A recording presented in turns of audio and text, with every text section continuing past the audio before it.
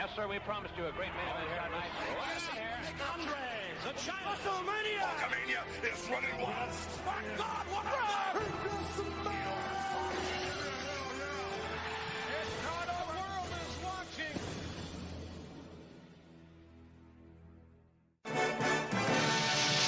Yo, Joe!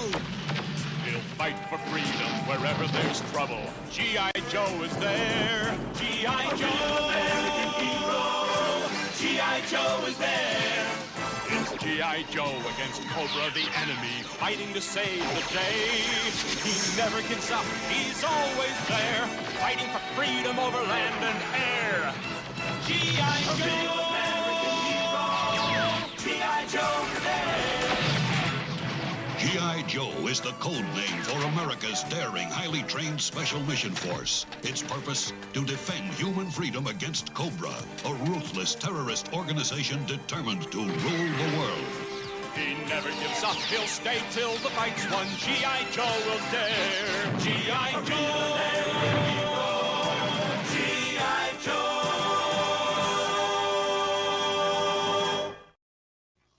Hello and welcome, everybody. Monday night going in Raw. This is our first episode of December to remember here during the month of December. It is the Christmas holiday, and growing up as an 80s kid, for me, there was a lot of toys, but there was one that really stood out when I was younger, and I loved Star Wars, Masters of the Universe, but G.I. Joe was something. Having a father that was in the military, it was awesome to get, you start out with the little green army guys, and then you get up to the G.I. Joes, and I absolutely love those things, and I still do, and that's the focus of tonight's episode is, since we don't care about copyright, we'll put the G.I. Joe theme song on in the background. We don't care. But we got a great panel here tonight of G.I. Joe enthusiasts.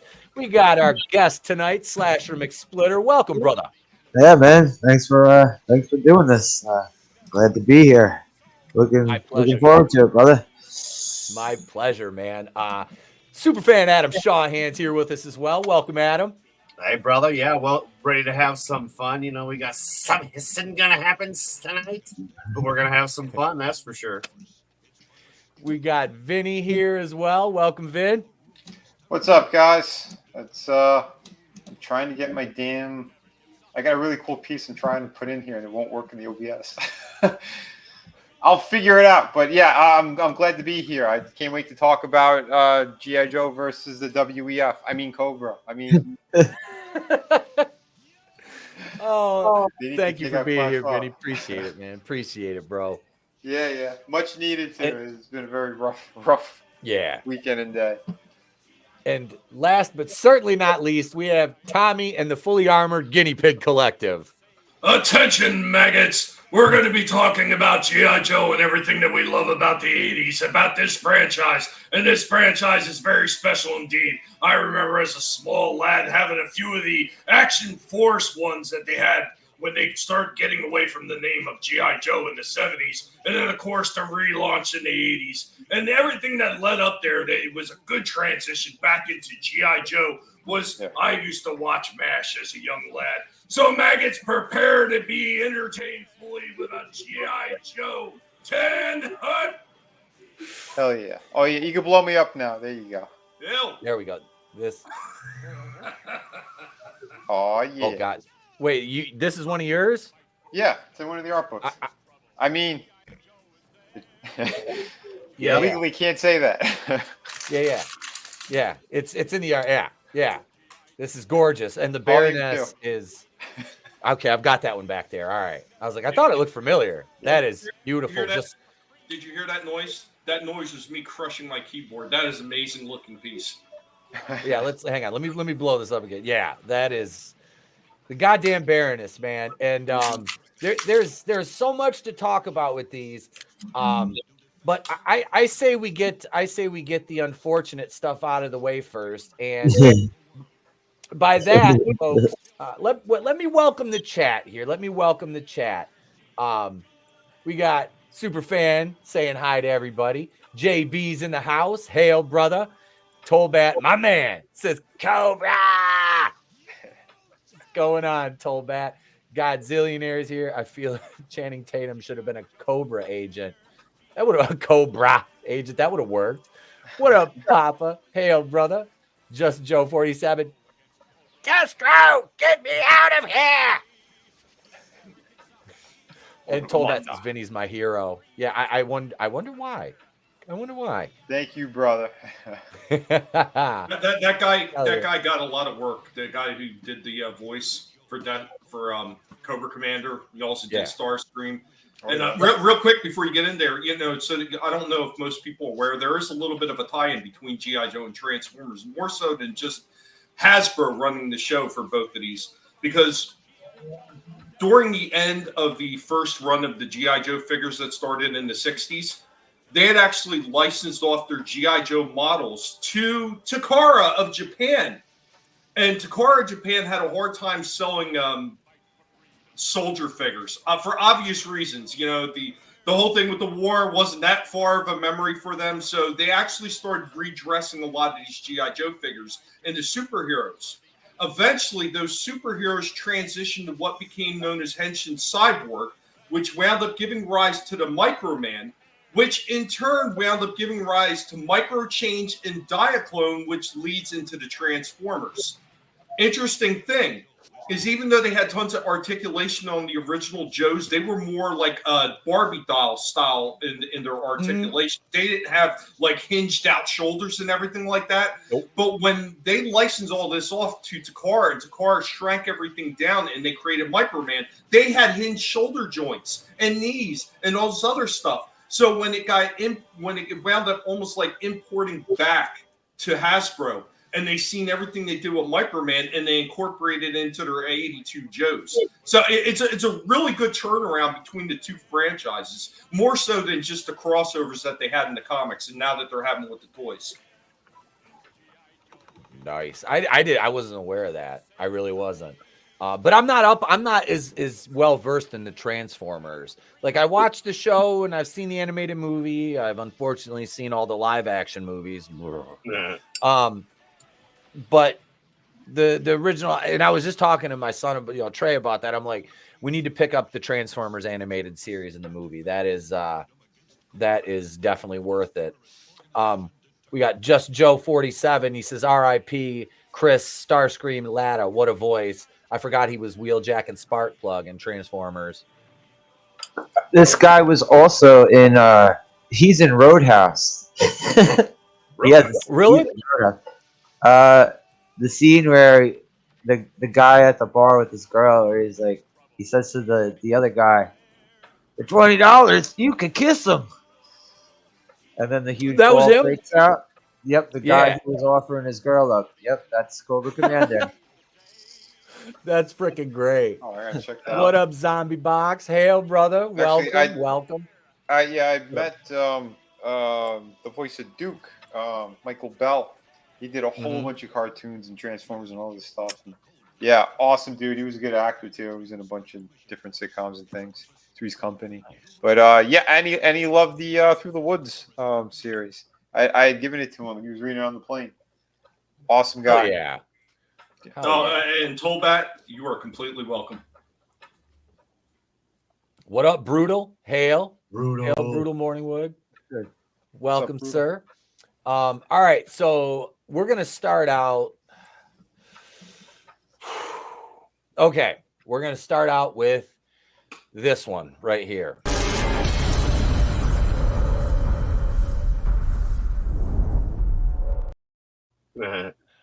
All right. I just watched this Saturday. G.I. Joe: The Rise of Cobra come out 2009. This one sits at 33% audience, 50% or 33% critics, 50% audience score on the Rotten Tomatoes. Is that high? It grossed 150 million domestic, 152 million international, 302,469,017 worldwide for G.I. Joe: The Rise of Cobra. That dropped on August 5th, 2009, with a budget of $175 million and a domestic opening of $54,713,046. Casting for this, I really, and Slasher, you alluded to it earlier. The Baroness, which was Sienna Miller, is an absolute smoke show in this movie. I was, yeah, she is, but I was saying the girl who plays Scarlet. Oh yeah, that's Rachel Nichols. Yeah, Rachel Nichols. Yeah, she's a hottie. I like redheads, but the Baroness with that black outfit and that long dark hair and those glasses was like a highlight for the movie. Snake Eyes, it's Ray Park, man. What can you say? He puts in a fucking phenomenal performance. Joseph Gordon-Levitt playing Rex, the Doctor, aka Cobra Commander in this was, and I didn't. Some of the action scenes were good. We talked about the Sigma suits they wore; those were ridiculous. They race swap Ripcord. We got Marlon Wayans, right? Mm-hmm. And we'll talk about because the when characters. you think action stars, you think Marlon Wayans, right? I want Marlon Wayans as Ripcord's like, should I wear this with the bunny slippers or this with the high top and the Tech 9? I'll just wear these then. You know, that was like, but he wasn't terrible. Should have had wasn't terrible. David Spade as Duke. I'm telling you, I think my suggestion, John Lovitz as Cobra Commander is top notch. Yeah. Cobra stinks. The G.I. Joe stink. Yeah. Norm Macdonald was still alive at that point, so he could have played Serpentor. It would have been fucking awesome. Norm Macdonald as Destro would have been hilarious to John. Yeah, I was going to say Destro. He would have been a much Cobra better Commander. This play's terrible. Come on. They should have just made a G.I. Joe movie full of ex-Saturday Night Live cast members. Right. He would have been like, I don't understand. Why don't you just get the DNA of John Holmes? I would have preferred that. Sherry O'Terry as the Baroness. That would have been awesome. Before he got AIDS. They're trying to get the DNA of Belushi. There you go. Tim Meadows as Roadblock. There you go. Oh, shit. It would have been better than The Rock. Yeah. But that's the next movie. No, Channing Tatum is Duke. What I liked was the was Zartan. I thought Zartan. They actually had Zartan in this movie? See, I didn't sit there. Wasn't he the Mummy? Yeah. It was what's his name? Hang on. It was Arnold Vosloo. Yeah. Arnold Vosloo. Yep. Yeah, he was good as Zartan, and I like they had Jonathan Pryce, who was the head of like the that weird cult in Game of Thrones. He played the president, and Zartan kind of like they kidnapped him, and he took over as president because Destro had his family. You know, they had Mars security, and that's how Cobra started. It was born from that, and it was all right. Like I said, did the story make sense though? Kind of. Like I said, it wasn't. I didn't hate it, and I said this before we came on air. If they would have if it was a generic like action movie, it would have been a lot better. You know what I mean? Without the G.I. Joe moniker. Yeah. But overall, not terrible. The nanomites thing. I mean, they you know. I was like, whatever. They dropped the Eiffel Tower. I'm like, it's France. I don't care. Yeah. You know, it's not like it's the Statue of Liberty or anything. It's fucking which we got that from France. But anyway, but no. So it wasn't the worst movie I've ever seen.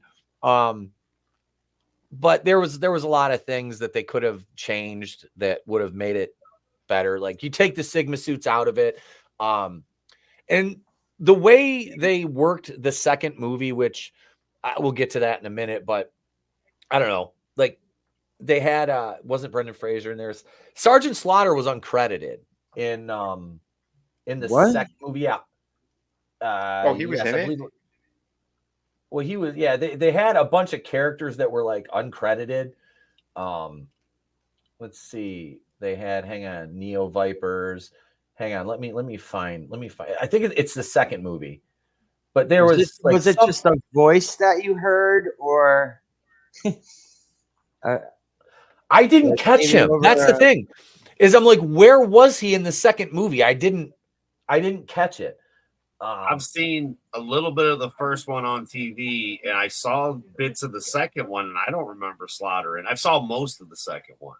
The guy I like that they included Breaker in the first one, but the actor, it's Saeed Tagamwa. I don't know how to pronounce his last name, but he was in The Boys. He plays Frenchie in The Boys. Yeah. Okay. And I was like, when I saw him, I'm like, is he Tunnel Rat? Because he looked more like Tunnel Rat than he did Breaker. I don't know. Yeah, that's weird. But yeah, Dr. Mindbender. Yeah, absolutely. Mindbender got killed off like that. Who played Mindbender? Kevin O'Connor. Oh, that is. Who I'm trying to think. I'm looking up what else he's been in. It'll probably Deep Rising, The Mummy, Peggy Sue Got Married, Van Helsing, and then like I said, Sienna Miller's The Baroness. Lee Byung-hun played Storm Shadow. I didn't like how they dressed him and Slasher. You alluded to. Yeah, he's in his ninja outfit all the time, bro. Like, what are you doing?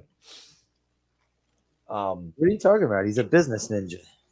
He's a business in the front, ninja in the rear. He's out there with Ben selling slap chops on the side. But seeing the previews made me not want to see either of these movies. And as much of a Joe fan as I was, I stayed away from every single, even the third one, friggin' Snake. Yep, I stayed away from that too. Oh, why? Because it looked like shit. Wait, Bob they made Remus three is of the them? voice of Slaughter in JoJo movie. Yeah, we're they talking the made live action one. Oh, now you're talking the live action one. But I thought Yeah. I thought you were talking about the live action one. Yeah. Yeah. Yep. I'm talking about Snake Eyes, including Snake Eyes in that list. Oh yeah, dude. Like I said, you got Ray Park doing Snake Eyes, and all he's got to do is the stunts. That's Ray Park's fucking. He was phenomenal in that. I just want to see his scenes. I don't want to see that movie. I just want to see his scenes and the Baroness and Scarlet. Christopher Eccleston as Destro was solid. I didn't hate it. I kind of liked seeing like how it was different, obviously, than the cartoon. Yeah, how did they do with the face situation? It was what he got burned, and they used the nanotech, like the nanomites on him. So it was but it was like his family had sold weapons, and one of his ancestors had he was selling it was like Louis the 13th, like to the French, and then his countrymen as well sell weapons to both sides, so they got him for treason, and they put the iron mask on him. And McCullen, Eccleston's character, Destro, had that mask in his fucking office at Mars. And so it was like foreshadowing for what was going to happen to Destro, which, like I said, it's Christopher Eccleston. Guy's a fucking good actor. So he played it well. What up, Joseph Santos? Hail, brother. Thank you. $2 super chat. Thank you, sir. And we don't have super chat bumpers tonight, but what we do have are PSAs. So I'll wrap it up here, and then we'll get you for your super chat, bro. On the Rise of Cobra. I mean, like I said, would I recommend it to somebody who's a big G.I. Joe fan? No. But if you want a movie to watch, explosions and dumb fun and some cool like fight scenes and battle sequences, then yeah, it's not fucking horrible. There's nothing in it that was like, oh my god, this is what no, it's not. I'll tell you what, Etep. They dropped the ball on this one, maggot. They probably should have went to the well and looked to see what made this franchise great, but they failed to do it. Shame on them. No. I mean, I think this is another one of those things you could point to, and it's the same thing why I have discussed with the Transformers series as being a longtime fan of Transformers before they were even Transformers. It's one of those things you look at what made these franchises so great. What drew people to them? Why were they so invested in spending money buying all these damn figures, all these different characters? What was the one thing, the synergy that brought it all together? And I think that's what a lot of these modern retakes of these old stories where these people are completely missing that. And I think for something that was important to Hasbro as G.I. Joe, Transformers, some of these other ones, there's absolutely no excuse why they should hire people on that are not fanatics about these franchises. Right. You should be hiring people that, you need established directors, writers, and everything. But you need to pick from those people that do that stuff professionally, that are fans first and foremost. That's the kind of shit that you're going to give to your audiences that are going to have them coming back for what? The most important thing of why you're doing these movies, to expand on the lore and everything, to sell the damn merchandise and to sell the damn toys that are going to be associated with it. And obviously they didn't do a very good job, because I've talked numerous times how I'm still seeing these G.I. Joe figures sitting in freaking Ollie's for dirt cheap. And most of the stuff that they have now is the Snake Eyes and Storm, the Snake Eyes movie. But even then, still, I mean, what does that say about what they did when they took these live actions? They dropped the ball. Oh, absolutely. And I'm not making excuses for them. I mean, it could have been a fucking badass movie, but they didn't pay enough attention to the lore. And as you said, Tommy, they didn't bring on people who are fanatics that could write a faithful adaptation of a beloved 80s IP. You know what I mean? Like they did. So Joseph Santos, sir, for your $2 super chat, let's see here. Let's go with our first PSA of the evening. Johnny, catch! Oh no! Let's tell Mom it was Billy's mistake.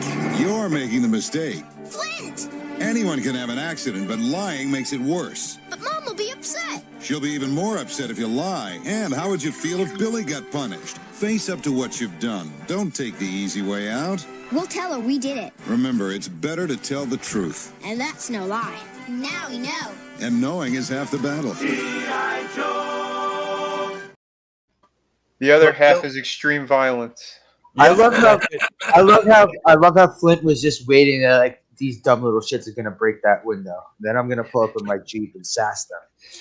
There's a better one. As I was getting ready for the show, I was watching the ones I didn't use, and one of them, they're getting ready. The one girl's like, "My stomach hurts," and the guy's like, "Hang on, I'll give you some of Dad's medicine." And they go into the bathroom. He opens the medicine. Yeah, I remember this one.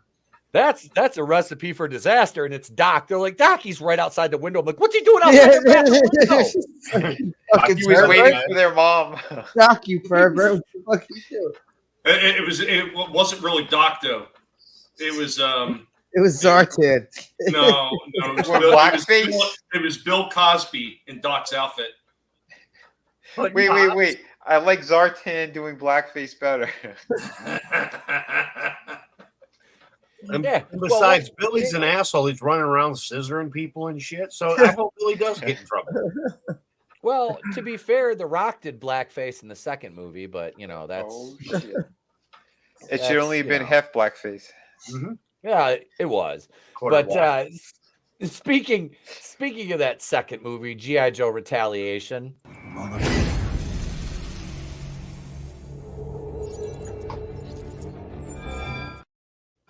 Wait, it's called Retaliation? I thought it was retardation. This one, they killed Duke off in a when you have Zartan as president, and the G.I. Joes, they capture these warheads that were stolen in Pakistan. Imagine that. They capture these warheads, and they go back to their base camp, and they're getting ready to be extracted with the warheads the next day. And during the night, Jonathan Pryce, the president, Zartan, calls in a airstrike, and they wipe out all the G.I. Joes except for, was it Lady J? It was Adrian Palicki. Roadblock is The Rock. And what was his name? Flint, who is, hang on a second here. Let's go over. Isn't it Quaid? Flint. No, Flint was DJ Catrona. Dennis Quaid was, Hawk in the first one? Oh, okay. Yeah, he was Hawk. Gotcha. You have Dwayne Johnson, The Rock, as Roadblock. Jonathan Pryce returns as the president. Storm Shadow's Lee Byung-hun. Elodie Young is Jinx. Ray Stevenson played Firefly, the late Ray Stevenson. Oh, and he was good as Firefly. He was good. He always was good, man. That guy was a fantastic actor. He was the best goddamn Punisher ever. Yeah, that was which Warzone, right? Yeah, Warzone. Yep. That movie had so many problems, but he was excellent in it. That movie was awesome. I love that. What's his name? Luke Bracey. There's a lot of stupid shit. Luke. Yeah, there was a lot of stupid shit in the other ones too. Joseph Gordon-Levitt did not return as Cobra Commander. You have Luke Bracey playing him, Ray Park back as Snake Eyes, Channing Tatum as Duke. I said Adrian Palicki as Lady J. Walton Goggins plays Warden Nigel James. Now, he's the ward of the prison where Destro and Storm Shadow are locked up after they're captured at the end of the first movie. So they get captured. They're in Walton these Goggins is such a great actor. It sounds like they just wasted him. What they could have gotten him as Cobra Commander. He could have played Cobra Commander, but he was under the Cobra Commander was under the mask in this one the entire time. His teeth couldn't fit under the faceplate. They would have had to extend the faceplate. But he was fucking fantastic as the warden because they think they have Snake Eyes captured, and they're going to put him in this tank where they have Destro and Cobra Commander in their own tanks. And they're like, they're underwater. They have suits on, and it's basically like you're just trapped inside your body. You're in like stasis. You're cognizant of what's going on, but you cannot do anything. So they take off the mask because Coggins wants the fucking mask, wants Snake, and it's Storm Shadow. And he's like, "Oh, well, you're like not who I wanted for my first team pick, but all right, you'll do." And they put him in the tank, and the base gets fucking overrun. They use the nanomites to like break in. They break in and they, spring all three of them. They get out. Well, they leave Destro. I think Cobra Commander leaves. I can't remember. I think he left Destro there. I don't know. He ends up getting out though, but yeah, it's like the first scene of the movie, like before the credits roll, they're going to save a hostage, and I think it's North Korea. And you have Jay, Flint, and Duke and Roadblock, basically. And it's kind of a cool set. It's like The Rock was like, Flint fucking sneaks up there and puts the G.I. Joe flag up, takes the North Korean flag. That's what Rock was like, mother. And they cut to the title card. And that was kind of cool. But like The Rock, it's so funny because Roadblock and Duke, after this first part, they're sitting there and you hear like, I'm taking fire. And they're sitting there playing like Call of Duty. And fucking The Rock has Roadblock has 2 kids, and I'm like, now this is not believable. It's The Rock we're talking about here. That would lead me to believe he's had sex with a woman, which is kind of unbelievable. But no. So this one, Retaliation, it ends with a battle under the fucking. Where's this one? Under the ice. Under the sea. So neither of these movies had Major Blood. Major Blood was not in Cobra in either of these. Nope. That's kind of weird because he was one of the first non-generic Cobra people that they put out. You know what I'm saying? The problem is they couldn't have Major Blood because they were going to have to recast Major Blood as a woman. They couldn't find any woman that could stay on her period long enough to do this movie. He's right. So, Retaliation sits currently at 29% critic, 48 audience. This one made 122,523 domestic, 253,217, 645 international, 375,740,705 worldwide. So it grossed around 73 million more than the first movie. Opened to a $10 million less opening at $40,501,814. And this was against a $130 million budget. It opened March 27th, 2013, and had an hour and 50-minute runtime. It was honestly, I think I liked the first one better. I really did. The second one, though, it had Bruce Willis in it, which was kind of cool because Bruce got to play. He was Joe Colton. He was General Joseph Colton, who we know. Tommy, I'll let you handle this one. Wait. I have something for this. Before Tommy goes. This is crazy because I got this thing for dirt cheap, but it's only a minute. I'll show you this. Before you release the pig, right? Oh, shit. Yeah. I got a machine gun. Here is Bruce Willis. I guess this was from the G.I. Joe movie. I don't know, I've never seen them. But I found this guy a long time ago. He was very, very cheap for like an official, I think it was an official Hot Toys figure. It's actually but Sideshow. an amazing piece, great likeness all the way around. But yeah, I never did a full review on this guy, but I had him out for a while. I don't know, I might eventually get to doing a Dude, full review on this guy was a beautiful For figure. right now, it's just a short. I hope you dig it. He's kind of one of those figures that I have. My favorite part of the movie was when he was in it. Yeah, I mean, Bruce Willis, again, I wanted to get a good representation of him, and this likeness was spot on. So I'm like, yeah, I think it was like $110 or something. Like, these things go for at least $200, $250. So I'm like, oh, dude, yeah, I'll get that. Score. Yeah. Tom, are you there, brother? Yeah. Oh, no, I was talking about General Joseph Colton was Bruce Willis's character in Retaliation, and I'll let you fill the people in on who General Joseph Colton was in relation to the G.I. Joes.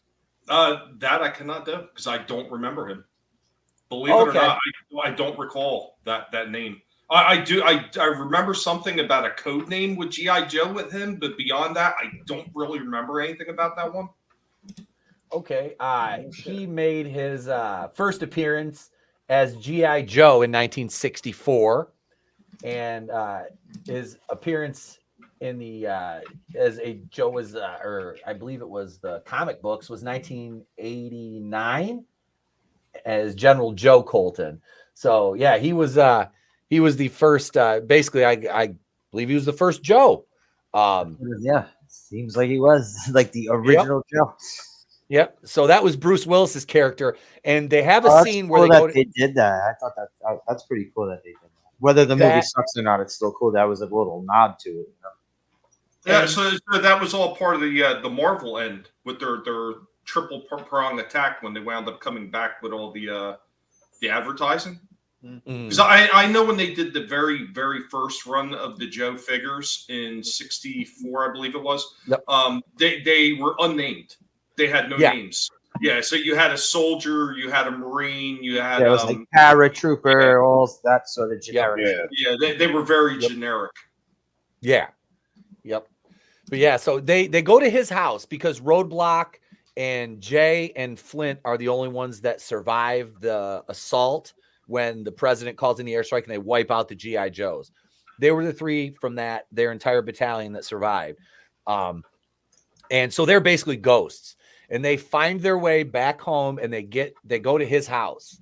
And when he is arming them, he goes, I got some buddies, and he calls in some old war buddies, and he's going through his house. He's opening up cabinets, underneath silverware. There's weapons everywhere. He's got a fucking tank in his garage.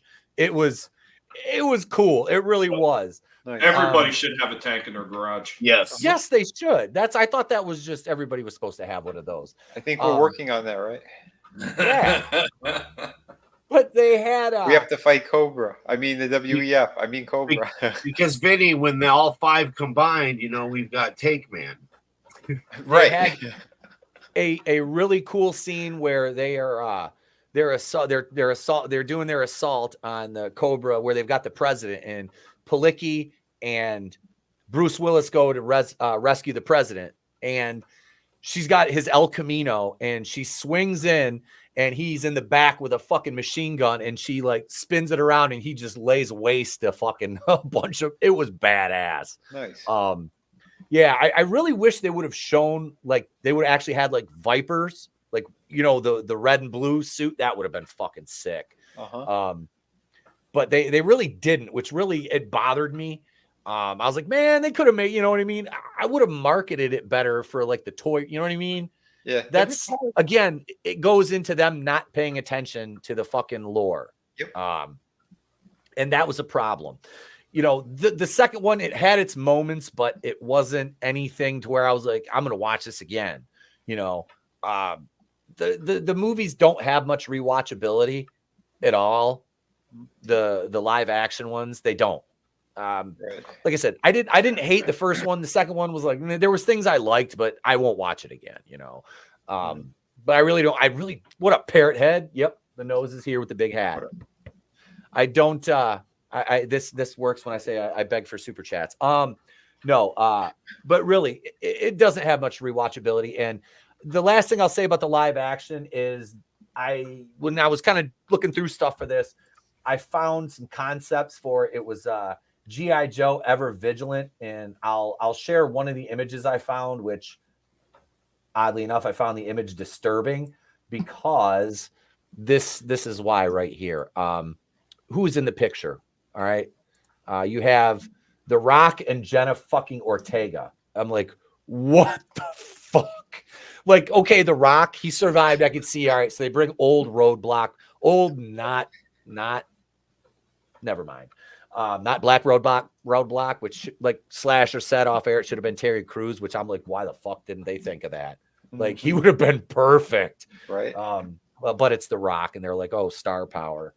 So, but Jenna Ortega, like, get the fuck out of here. Like, why does Jenna Ortega have to be in, like I said, this is obviously a fan made thing, but I'm like, it has an IMDb page. I'm like, I don't know if that's going to be something, but I don't have any anticipation for it if it is. Not at all. Right.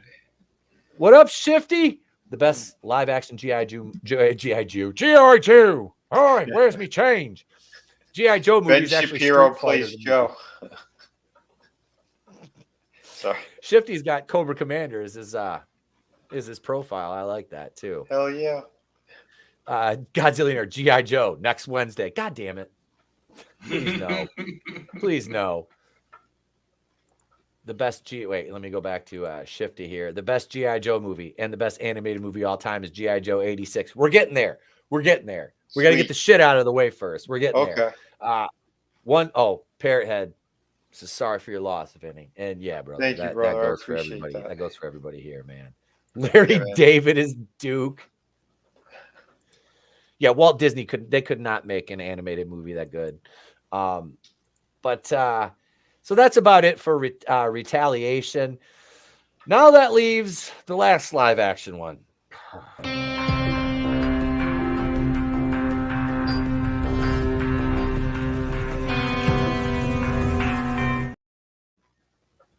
I did not watch this. That's the most of I watched the first 5 or 7 minutes and like 47 seconds of the movie because it was free on YouTube, just to get that little clip right there. That was it.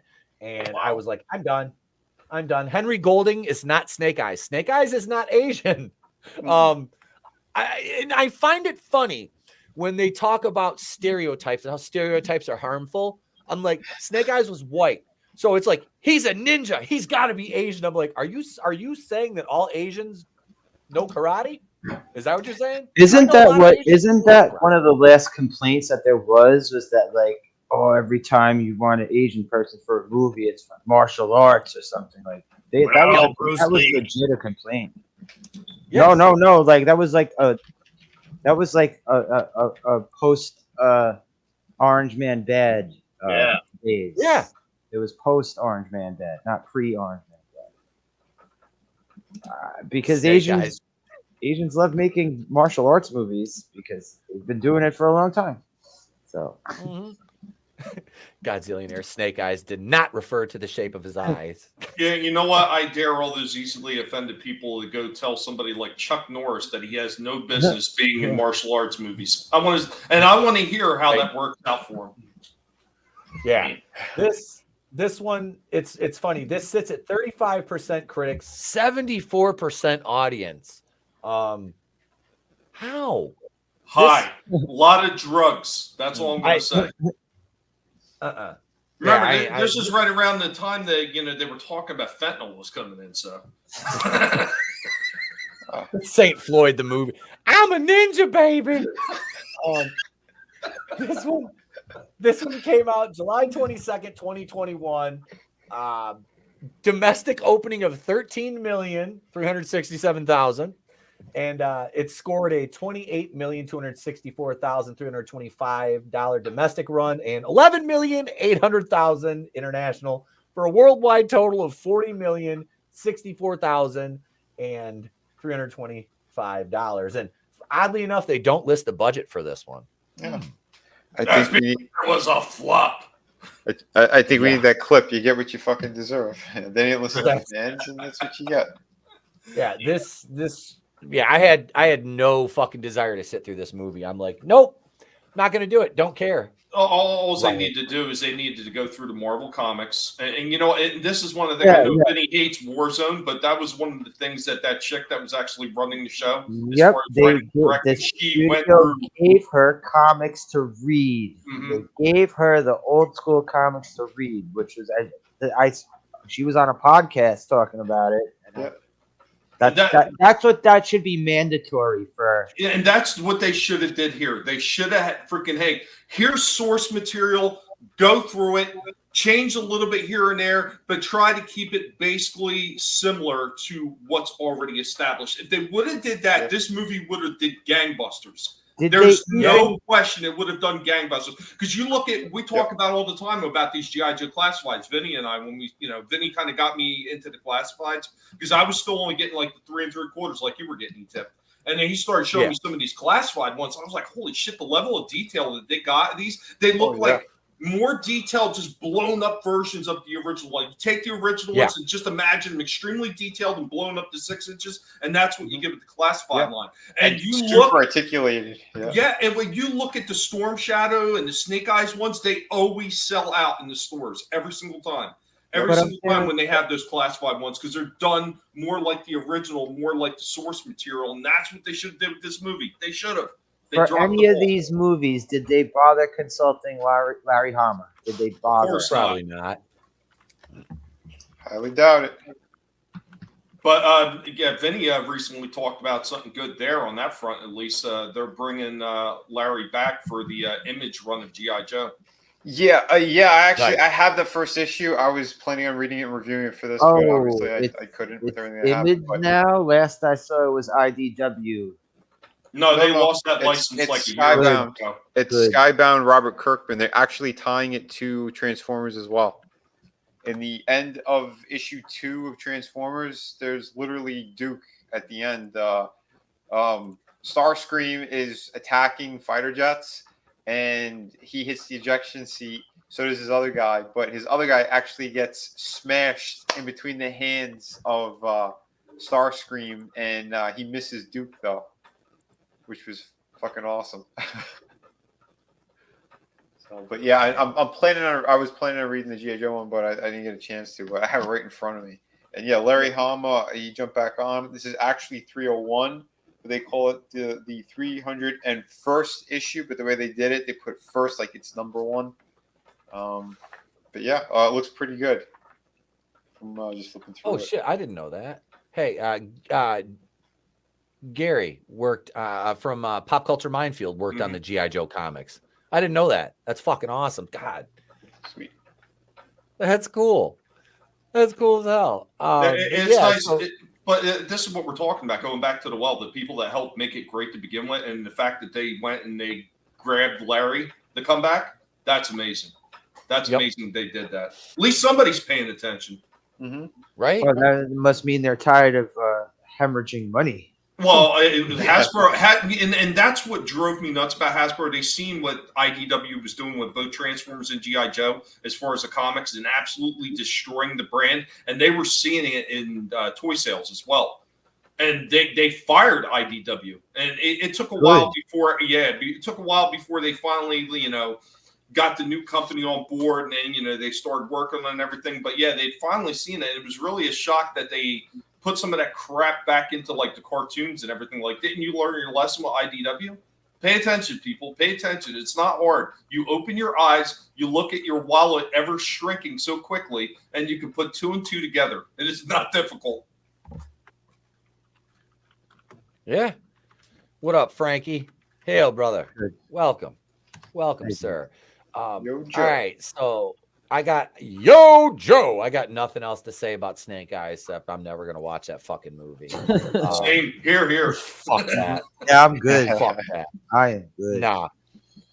Like I said, I watched 7 minutes and I'm like, okay, I got my clip. That's all I need.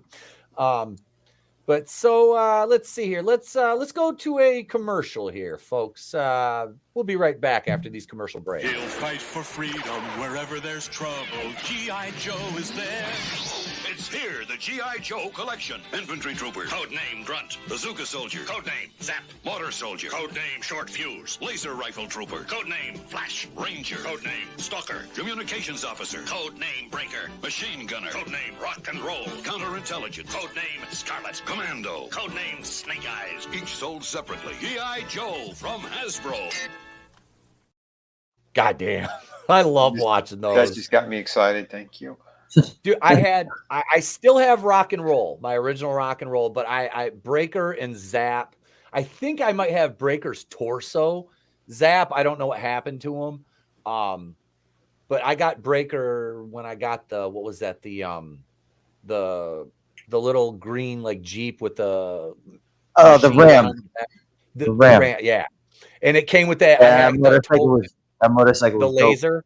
No, the Jeep. I had the Jeep. The Vamp. The Vamp. The Vamp. Yeah.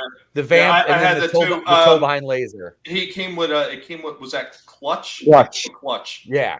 Yep. Which was basically I have, just a repaint of. I have the desert one. Yes, I have the desert one with Clutch. Yeah, I had the green one. Yeah, like I said, the green one and the toe behind laser. I swear to God, as we're watching the animated movie, I'm like, I had that and sold it, had that and sold it, had that and sold it. Now I always like, get confused. What did the laser came? Was that Zap or was that Flash? Because once again, there was two characters that looked exactly the same. They were just slightly repainted. Okay. No, Flash. Sorry, Flash. Was it Flash? What was that? I can't remember. That figure disappeared years and years ago. All right, so here we are. We're getting ready to get into we'll do the animated movie first. Or we do the series, the animated movie first. What do you guys think? I think they both tie in pretty good. You know, yeah. Was that also they also had like the mini series parts of the regular episodes like a Rise for Pentor Arise. That was what was that 4 episode? Was it 4 episodes? Yeah. A little mini arc, yeah. But let's do another PSA and we'll jump in here. Hang on, here we go. Your mom had an accident. I'll take you to her. Uh-oh. Look, Wild Bill. Who was that? Some stranger. He said Donnie's mom was hurt. I didn't know if I should go with him. Well, just don't do what a stranger says. Check it out with an adult you know.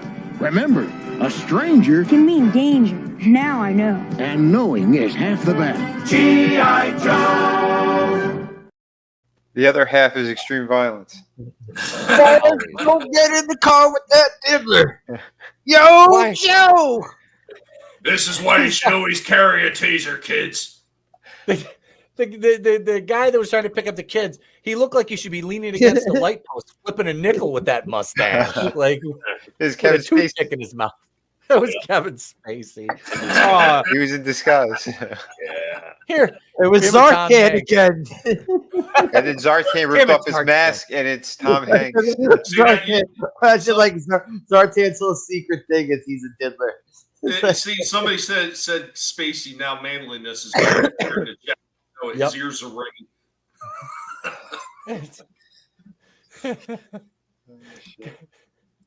All right, here we go. Here we go.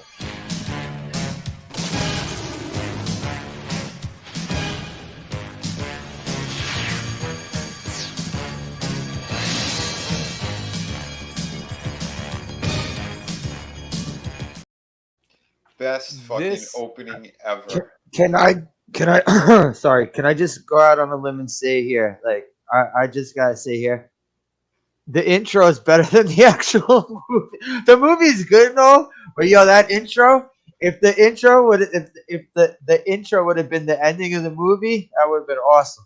Yep. They needed a battle like that. Yeah. That right there, that battle they were having in that intro. Hell yeah. Was fucking like amazing. It's like holy shit, it's just everywhere. Just it was fucking sweet. This movie, I hadn't watched this in forever, man. This shit took me back. What Don Johnson playing Falcon. I mean, you got Burgess Meredith. The voice talent in this movie was just off the fucking chain. And Loaded with star power, Etep. The fucked up thing. This is at a 43 critic and a 65 on Rotten Tomatoes. And one of the reviews on Rotten Tomatoes was, let me find it here. It says, where is it? What's the guy's name? It's KGB from IGN Movies. This was in 2002. He said, "There's no reason for this film to exist." The 86 cartoon? Yeah. Are these people on crack? Right? I mean, look at dude. You have Charlie Adler as Lowlight, Shuko Akun as Jinx, Jack Angel as Wetsuit, Michael Bell as Duke, Greg Berger as Motor Viper. Let's see, Taurus, Earl Bone, Arthur Berghart as Destro. Dude. The voice of Destro is always fucking amazing. I didn't know it was a black dude that did Destro's voice. Yeah. What about the most important person on the cast? Me, Sergeant Pig Slaughter. But wait, was that always the joke that it was the black man with a Scottish accent? I mean, let's go to KFC. I'm listening to his voice and I'm like, that's not Irish. Peter Cullen. Peter Cullen is Xandar, Nemesis Enforcer, and he played one of the scientists. Let's see who else we had. I loved seeing Tunnel Rat in this. Dude. Nobody did the voice for Chuckles, since Chuckles didn't say a fucking word. Yeah, he didn't say anything. I was waiting for him to say something. He didn't say anything. I'm like, oh shit, he's a mute. Yeah. You had, listen, I'm trying to think who else here. Chris Latta as Cobra Commander, Gung Ho, Ripper, one of the Televipers, Morgan Lofting as the Baroness, Mary Lewis as Lady J. Of course, I said Burgess Meredith as Globulus. Mainframe. I loved Slaughter's Renegades. The Marauders. Slaughter's Marauders. And the Slaughterhouse. I've got I'm waiting for the toys because I got them. They're sitting right there. But Brad Sanders is Big Lob. Was he supposed to be like Kareem or something? Yeah, they didn't make no figure of him. Him and Pythona are the only two that didn't get. No, they did make a Pythona later on. Yeah, but later. That's later. I mean, like for this, when it came out, they didn't make her. They didn't make. Yeah, I was like, who the hell is this? When I first saw this, when I first saw the movie, I was, and then I saw Slaughter's crew. I was like, wait a second. I thought the black guy with the flat top.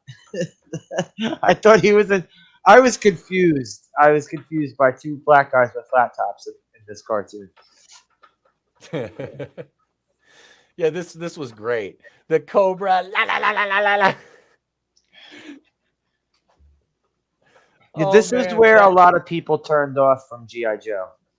A lot of people did turn off from G.I. Joe at this point. I didn't, but I was also they hated the Cobra La. I thought the Cobra La. Yeah, they really hated it. I thought it was cool, but a lot of people hated the Cobra La shit. Well, it's funny thing about this movie, though. I mean, this thing. I think it was better off being a release to VHS. I think if this one would have hit the theaters, it might have did more damage to the Joe brand early on, because there was a couple other movies that came out right around the same time, and they did piss poor in the theaters for Hasbro, and that was both My Little Pony and Transformers, the '86 movie. Both did so bad in the theaters. When they came time to release this, they went straight to VHS, and they actually, believe it or not, they did have a fourth movie they were going to do. And they decided to scrap it entirely after the financial loss, both Transformers, My Little Pony, and the piss poor sales of G.I. Joe direct-to-video, and that was Gem and the Holograms, because they were going to do a movie for that too. I remember this in G.I. Joe the movie. This was the first VHS cassette. This and Ghostbusters were the first movies I ever rented as a kid. I'll never forget watching this like on VHS at home and just fucking sitting there with my toys and watching, like, you know what I mean? It was fucking dude, as a kid, like what you watch this series every fucking day, you know, and you get to see a movie, you know, because it's like, you know, why is it, you know, you want it to be longer because as a kid, it was like what, 22 minutes, 23 minutes, you know, with commercials, half-hour show. And it's like you always wanted more. And the movie gave, you know, the movie had what, almost a 2-hour runtime. It was hour and a half. It was hour and a half, 90 minutes. It was a good runtime. But there was so much good stuff because like and they upped the animation a little bit too with some of like what do you call it, like their like they got a different team or something that they were better with the angles and shit too. You could tell they put more into it. Let's see. Wait, there was a comment here. Right here. Shifty says the opening of the movie where Pythona infiltrates the Terradrome is a better action scene than most MCU films. That was fucking dope. Like that's why I wanted to see a figure of her. She was a cool character. Yeah, that would have been awesome. Yep. Yeah. It was great. Well, when they released that figure much later on, I think what they should have did is they should have did almost like an origin style figure and made her look more in line with the original figures. That's what they should have did. But yeah, this one looks so much different. It doesn't really fit in with the other Cobra Law figures because it was a 3-pack, right? Yeah. It was Globulus, the Nemesis Enforcer, and the Royal Guard. Yeah. Yep. I got you, Globulus, right here. Guys, we got you guys are talking about the Cobra Commander transformation scene. Well, guess what? Here we go. Not the spores!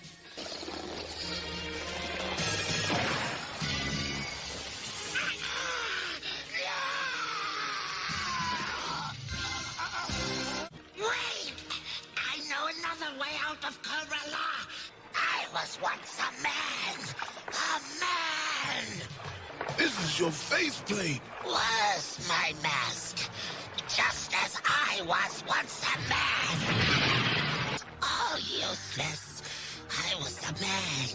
Yes. Stop saying that, you hear you making me crazy. Was a man. Yes, was once a man. Look at Cobra Commander. Was a man. Yes. Cobra Commander! No!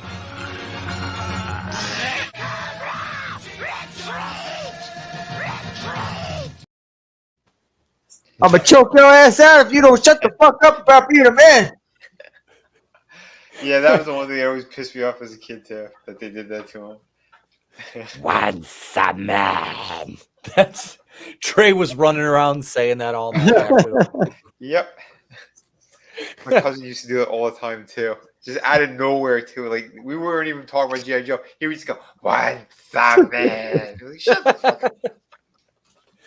And I got a clip. I got a couple clips from Tommy here for the movie I'm going to play here for you guys. Duke's chest injury alternates briefly when Falcon comes to his side. Serpentor's snake javelin clearly hit him in the left half of his chest, approximately where his heart would be, and his blood can be seen soaking his bandages. In one shot, the blood stain is on the right half of his chest, but in the next shot, it is back on the left. Typical Sunbow. Typical Sunbow, always messing stuff up like that. If it isn't coloring, it's positioning. There are certain parts in the regular cartoon where characters disappear for a split second and then come back. There's something else in this movie, and I forget which characters were, but there's a couple characters that appear in one of the scenes, and they're not even supposed to be there because in the earlier episodes of G.I. Joe, they got left in a different dimension, and they're not even supposed to be there. Sounds like what they did, you know? Yeah, was that the Baroness one? Yep. Yeah. Yeah, there was always like 3 Joes that went over there. Yep. And then they're in the movie, and it's like it doesn't make sense. They're not supposed to be there. That was such a great episode too, by the way. I mean, it would be great if they would have had a. It would have been great if they had a big bed sheet and it said, "I'm not even supposed to be here." I'm not even supposed to be here today. It's my day off. I assure you, we're open. But yeah, Duke, we talked about it before, how they changed it from him dying to, he's in a coma. Like you can see it in the movie where they did like the voiceover for that scene. Because it's only available in the original, it's the original VHS. The original VHS, yeah. Well, I mean, there was a reason they did this, because once again, this ties back into Transformers again. I mean, here we go again with this shit. So because of the overwhelming negativity surrounding the death of Optimus Prime, they didn't give a shit about all the other characters you see die in it. That's fine. Everybody lost their shit over Optimus Prime dying on screen. Because of that, they were worried about the negative blowback they were going to get for killing Duke. And even though they had already released it in the original VHS, they wound up whatever VHS were left, they pulled them, and then they put out a new version, and then they actually put this movie on whatever network they were airing G.I. Joe cartoons on. They were also going to push Falcon as the new Duke, weren't they? Right. Yeah. Yep. Because weren't they? Because he. That's what they alluded to, was him kind of taking up the mantle. Taking up the mantle.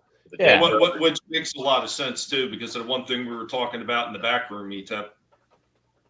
Yeah. About the commission and non-commission. Yep. Roadblock to Cobra Commander. Get your shit together and snap out of it. We're both fucking dead. Right? Yeah. I'm blind, motherfucker. Yeah. I can't see, bitch. Wasn't G.I. Joe responsible for introducing crack to minority neighborhoods? Oh, shit. Not the spores. Fentanyl and crack. And this is a great segue. Shiftygism says this movie almost had a nude scene. Zorana was initially supposed to show Nip, and I got another clip from Tommy. Yeah, let's go to that one while we're talking about this. And some of you may find this kind of funny. So according to Kirk Bozigian, who managed the Boys Toys division of Hasbro during the initial run of G.I. Joe from 1982 to 1994, there was originally intended to be a topless scene with Zorana when she removes her dress after she gets ejected from G.I. Joe headquarters by Duke. Fearing a PG-13 rating, they altered the scene so she is wearing a bathing suit. When she dons her traditional punk top, her bathing suit strap is out of place underneath there. Yeah, so we almost got a topless Zartana in that. They did like to show her butt crack a lot, though. Zorana. Yeah. Oh, we got an episode of Baroness running around in bikini in the series. Oh yeah. I made memes of that. A lot of people there was did. Like, what was Homeboy laying on? Was it Flint? Lady J, and then you had Baroness and Cobra Commander. It was that one where they were running around the tar pits. Yep. Just Joe, Flint one was of there, Cobra Commander's. Yeah. One of Cobra Commander's best lines. You dare call me a lackey? Ah! Lies. It's all lies. Oh yeah, Serpentor really. It was that scene in the movie was so fucking hilarious when Serpentor is like dressing down Cobra Commander in front of like Destro and Mindbender and the Baroness and Tomax and Zaymon, and he's like, "My subordinates will stick up for me and on my behalf," and they just go up and just fucking just throw him under the bus. Just Lies! Unsubstantiated lies. I'll be back. What's up? All right. It was fucking that was great though. I'm like, goddamn, they just fucking that's like a goddamn staff meeting when I was working at the dealerships. Like somebody's always getting thrown under the bus. It's fucking Cobra Commander. But yeah, it was because you always like got the feeling that he was like the time, and then you meet Serpentor and it's like he was a dick. This I command. Like, okay, you don't have to keep saying it. We get it. Well, I mean, they did take Slaughter's DNA, remember? So it's going to mess up when you got Slaughter with everybody else's. Yeah. Yeah. I think that was probably one of the reasons why that character just wasn't overwhelmingly accepted as the new leader. Is just because he was so dry in his approach. Mm-hmm. Yeah. And I know they tried to spice him up a little bit later in the cartoons, but I think the damage was already done at that point. Yeah. Mhm. It worked better with it just being Cobra Commander. You know? Yeah. Because you wanted a Weasley kind of character. You didn't want the guy who, like, he knew what he was doing. Yeah. Yeah. and he just saw himself as Emperor. It's like, yeah. Yep. I'm sorry, go ahead. Let's see. Yeah, I mean, I gotta say, I'm surprised he didn't just go marry the boss's daughter, you know, and then, oh, I'm sorry, that's Triple H. Right? Say what up to the Rumble audience over here. We got Normie Carl and Chuck 001 watching our Rumble. We got Chuck says Baroness was my favorite Joe on the original anime. Baroness was always hot. Like, oh yeah. I do. You can't help but love the Baroness. Why do you think so many guys we got this thing for brunettes with glasses? Yep. It's funny. It's like there's a lot of like Plenty. 40 to 50-year-old guys who like women with long dark hair and black frame glasses. Well, yeah, you put a leather cat suit on him, it's over with. Well, that character was so popular, the Baroness character. I mean, even the original Joe, which did not look like fabulous by any means, any stretch of the means of the imagination. But because it was such a popular character, they'd actually re-released it later on near the end of the original Joe run as the Chameleon, who winds up being the Baroness's sister. And the only difference is she's wearing a blue outfit instead of a black outfit. Okay. Oh, okay. I didn't know that. All right. Does anybody else have anything about the movie they want to throw in? The whole thing with the Cobra Law, I liked it. I understand why, like the more people who wanted realistic shit, but also the cartoon was. I gotta say, the regular cartoon was very goofy. They were very goofy episodes. This one was a bit more serious, but it did have its goofy moments. But the episodes were some of the episodes were so. I was just talking with this about Tommy the other, talking to this with Tommy about this the other day. So some of the episodes, Dr. Mindbender makes mind-altering chewing gum in one episode. That's stupid as fucking hell. That's really. I heard the WEF is working on that right now for us. All right, of course, anyone who's ever watched the cartoon knows the Cold Slither episode. The Dreadnoks become a heavy metal band, and they're hypnotizing people with the Cold Slither song. Like, that is such a stupid episode. It's funny as hell, but they do that. It's goofy. It's goofy shit. Yeah. Some of the cartoons are. And like the messaging in the music, that's where they got that shit from. This thing about the Headman Army. Yep. When G.I. Joe started first they concentrated on the environment with the Eco Warriors. Yep. And then they did the DEF. The Eco Warriors thing flopped, so they did the drug enforcement, whatever the hell they were, but that's where Headman came, and Headman was, I think he was the first non-Cobra bad guy, if you don't count when Destro spun off to his own crew. Okay. The Serpentor 5-parter was fire. All right, we got a lot of comments about the show, so I think we'll switch over into the show here. Hang on a second. Let's. And the one thing I will say is, like, we know about the change with Duke, but there's another big change in the movie when they changed it over and they aired it, on regular TV. That's where I first saw it. Yeah, the reissues of the VHS tapes is they took out the part where Globulus gets stabbed in the eye. Yeah, the one on YouTube, like he goes to stab him and they cut away and you don't see it. You just see him react. And then later they show him with the hole in his eye, like a minute later, but you don't see him actually stab him. In the original one, you did. Yeah. Yeah, I thought he did. Yeah, the original. Is it a Mandela effect thing? I was going to say, he fucking stabbed him. He did stab him. Yeah. But yeah, so let's bridge over to the show here. fight for freedom wherever there's trouble. G.I. Joe is there. G.I. Joe, American hero. G.I. Joe is there. Yeah, and that'll give me a chance to put this back on. Here we go. Kick the background in here. Yeah. So you were talking about the episodes having and now I can't remember in the regular episodes, but the Snowcat, all right.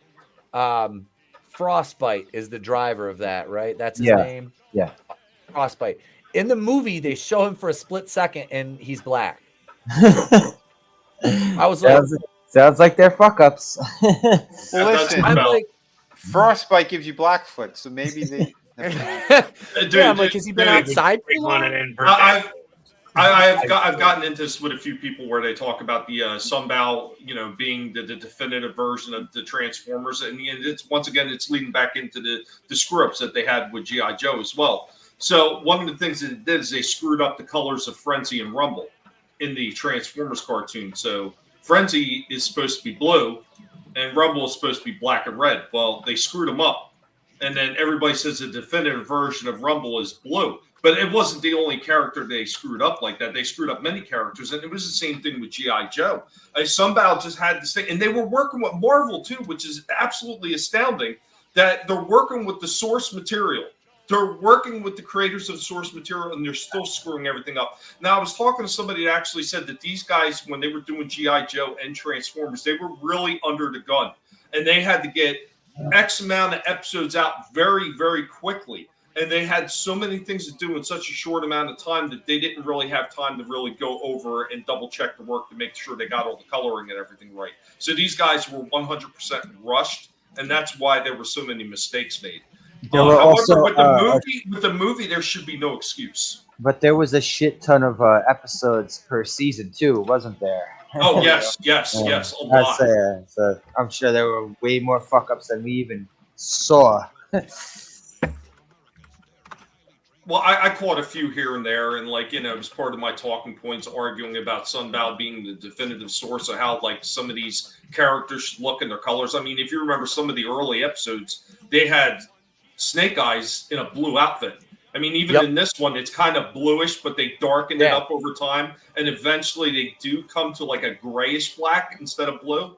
Yeah, they probably did it. Yeah, because you even see it how when Etep's background comes up, you see Snake Eyes kind of blue right there. Yeah, it's like a darkish blue. I guess they did that because black wouldn't look so good. Right, yeah, but they always did it with the Baroness. The Baroness's outfit was always black.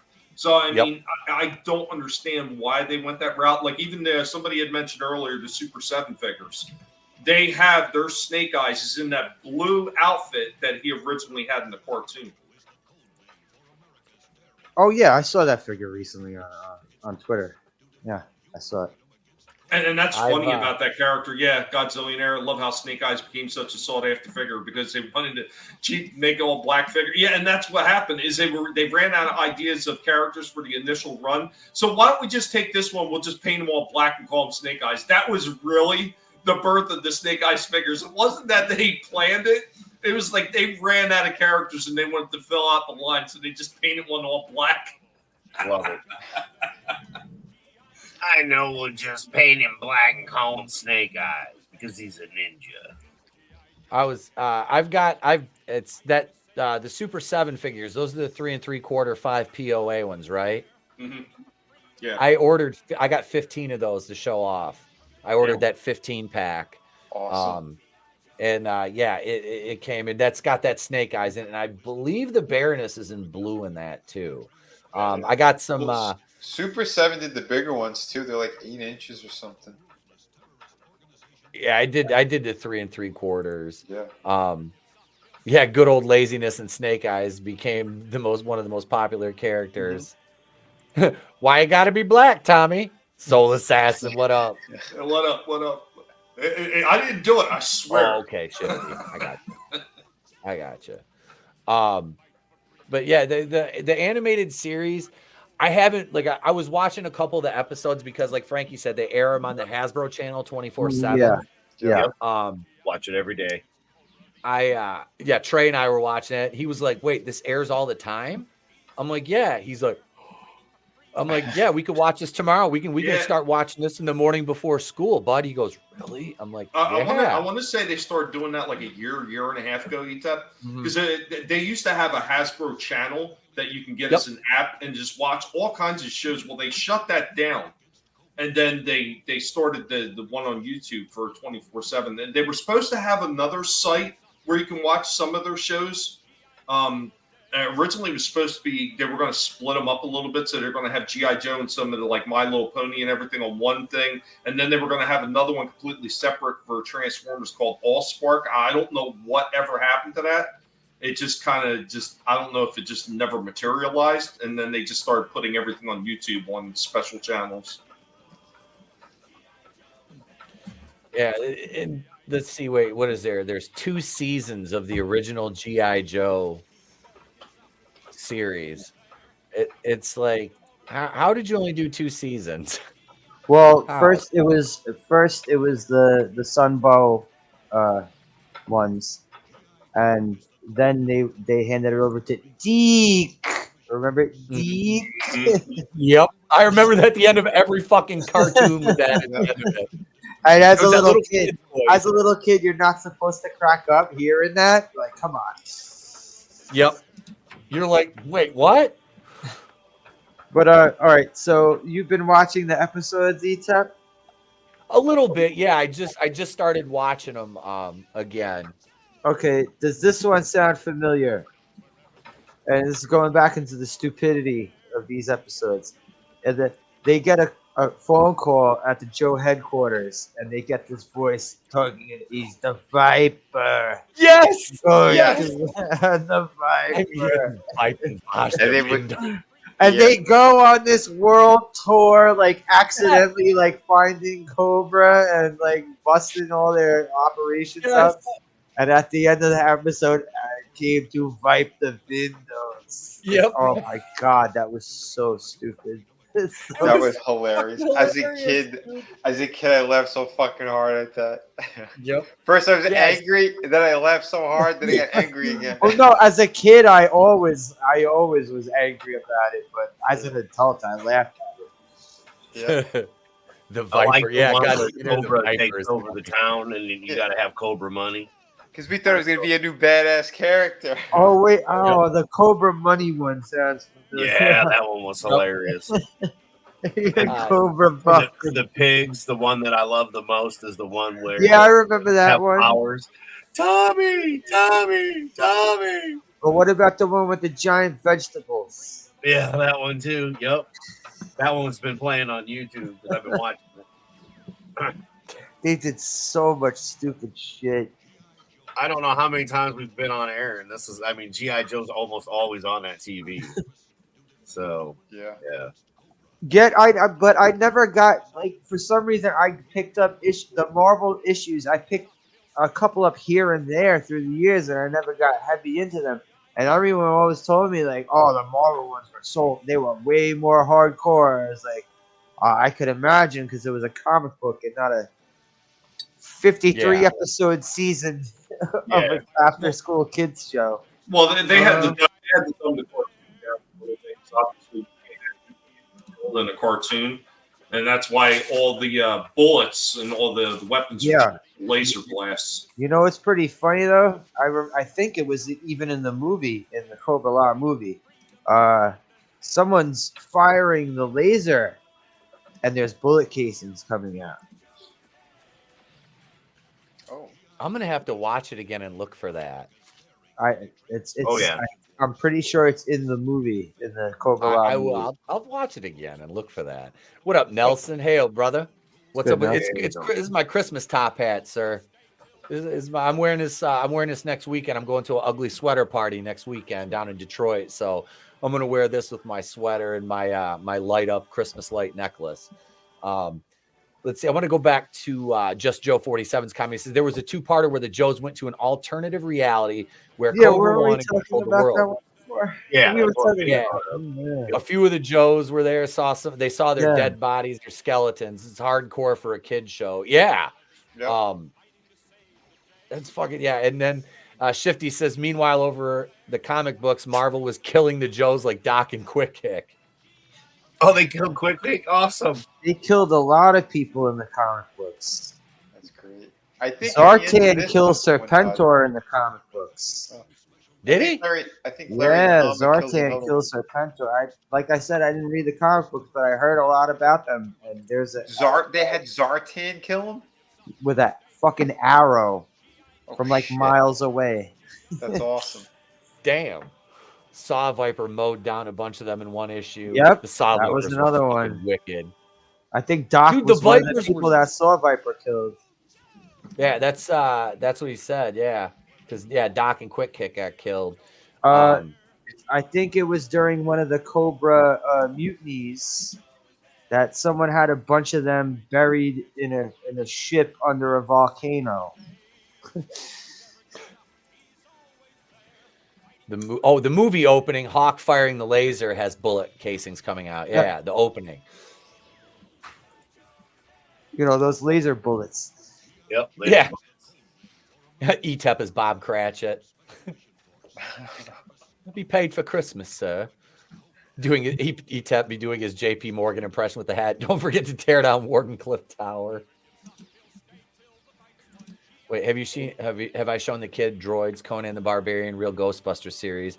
He loves the Real Ghostbusters because those are modeled after the toys. You know, the toys are after, and he loves the toys. We've got all those.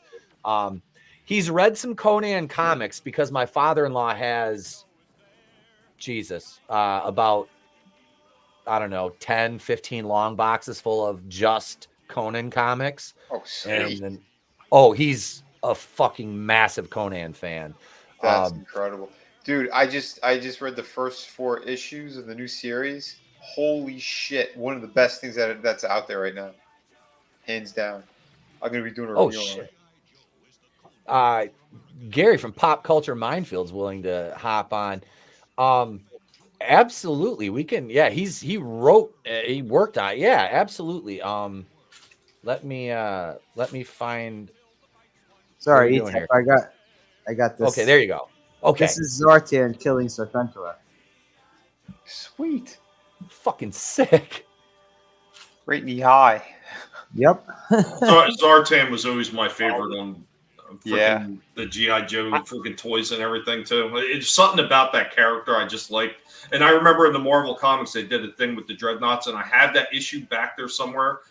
And they were just so grimy and nasty. Like one of them sitting there talking about how he gets up in the morning and he brushes his teeth with grape soda. Yeah. That's awesome. Clone Geek. I watched Necessary Roughness with Robert Loggia in it today. Loggia was great in it. Hell yeah, he was. Yep. That was a fantastic movie. Robert Loggia's fucking great and everything. Oh man, I got to get back into watching that Ghost. I want to watch the G.I. Joes, like a lot of this with Trey, and start bridging. Yeah, Parrothead, tell him shoot me a link or DM me and I'll shoot him a link.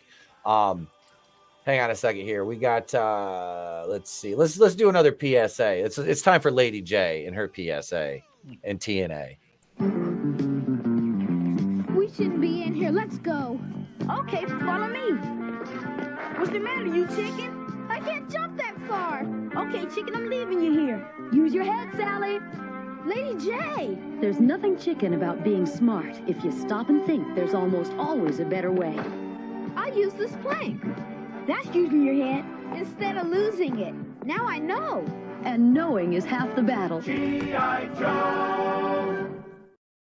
The other half is extreme violence. I tell you what, you talk about like some of those toys and talk about those classified ones. Oh, Jesus, man. They did a phenomenal job on the Lady J figure. Like I had so much fun reviewing that figure. It was just perfect. It's incredible. The swap out hair with the hat, like that shit was, amazing stuff. Awesome. It's actually they're like spears. They're javelin spears that she has. They have exploding tips on them. Godzillionaire. Dude, that oh man, the toys, dude. We're there. It's toy time. Hell yeah. Let's see here. Hang on. So let me play a Tommy clip here. Let's see. We got this one right here because this has to do with toys. Let's do this one. In 1982, they successfully relaunched G.I. Joe. Now, this was after the Star Wars toy craze with the 3.75-inch figures. And let's not forget the Microman series with all the articulation that those figures have. And it's kind of funny that Hasbro had licensed off G.I. Joe to Takara, and then in turn, they wind up creating a character and a toy line very similar to the Microman that Takara had created off the backs of the G.I. Joe figures. And to get this line running very smoothly and to make sure it was successful, they employed for the first time their 3-point marketing strategy, which included not only a comic, a TV show,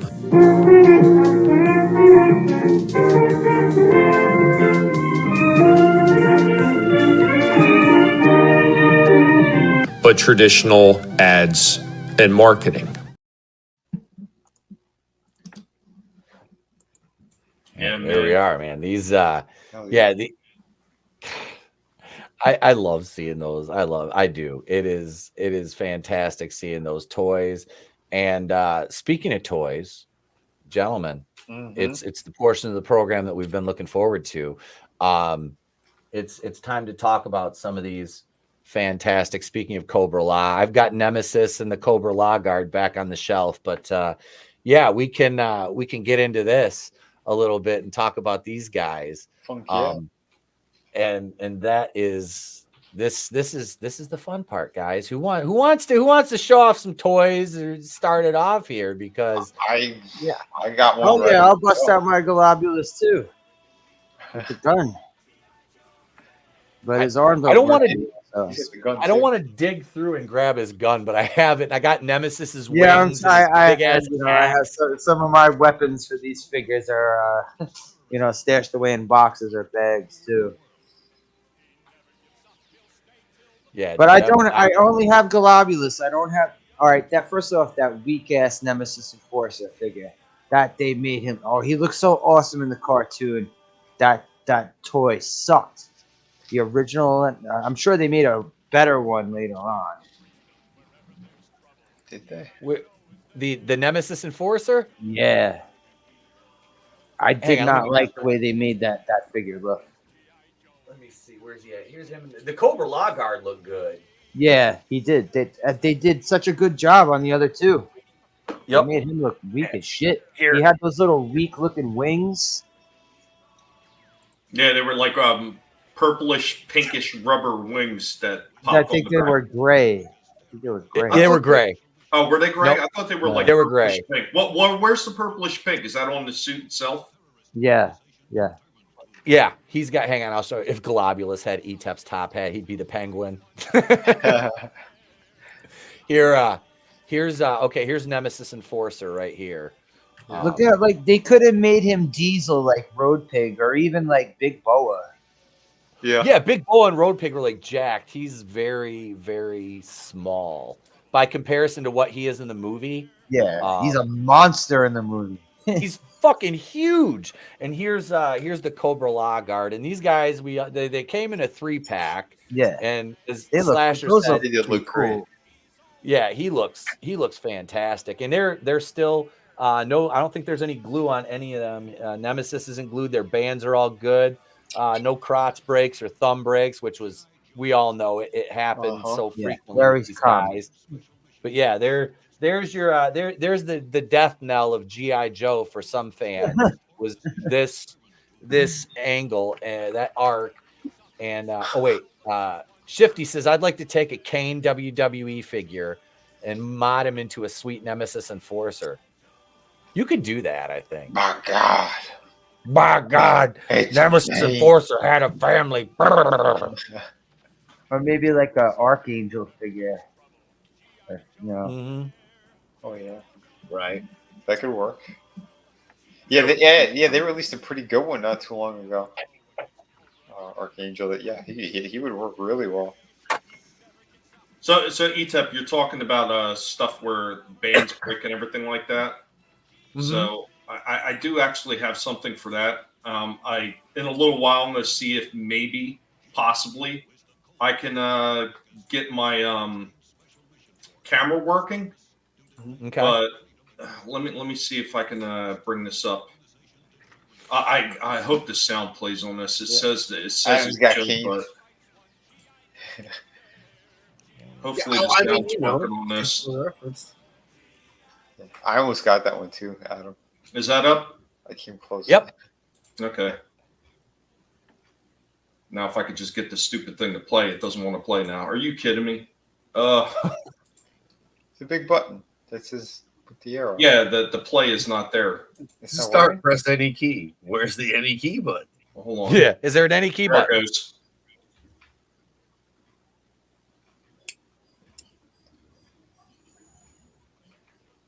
Do we have audio? I don't hear anything either. I don't hear anything.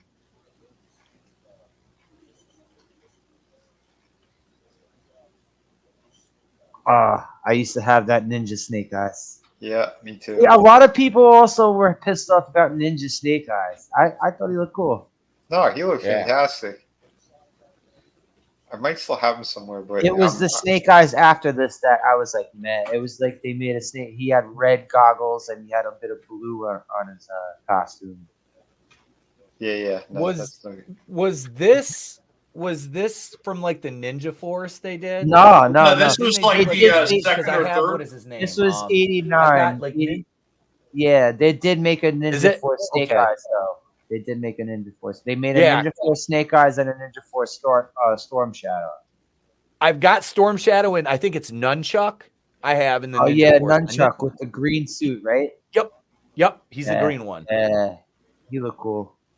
Yeah, so Yeah. when you're repairing one of these, when you get to that part where you're taking out that O-ring, sometimes I've ran into a few of them where the plastic actually heats up and it almost seals around the body like a glue. So you'd actually have to take a heat gun and heat that son of a bitch up and try to break it. But like this one came right apart, no problem whatsoever. And I did have like the big thing of the bands where I was able to find the decent size O-ring that actually fits right in the figure to be able to put them back together. I mean, it was super, super simple. And a lot of people make a mountain out of a molehill while repairing this. I think the hardest thing about this is getting all the pieces lined back up together in it. And there's a certain way you got to hold everything together when you're putting the chest on it in order to get that band to sit in the proper place. Yeah. Yeah, I had sent Sal from 2 Cents Toys like 30 some GI Joes.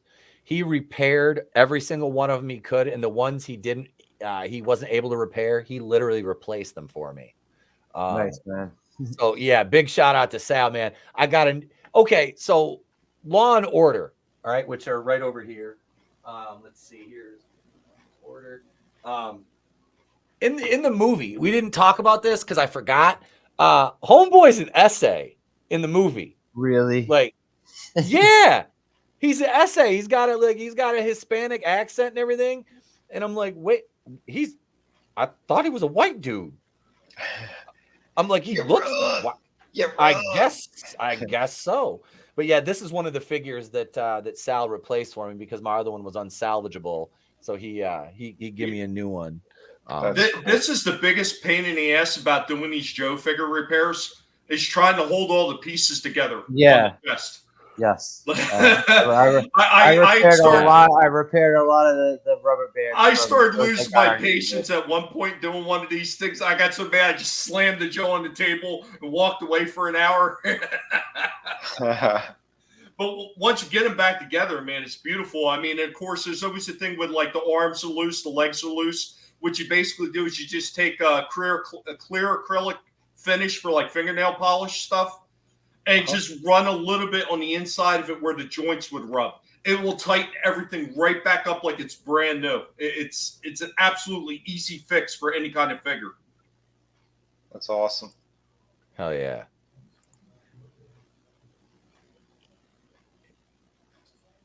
Yeah, dude, that fucking looks great. You got it all fixed up. Looking all good. Oh, yeah. He's ready to go to the dance. Uh-huh. Yeah, those He's things ready are for these. amazing.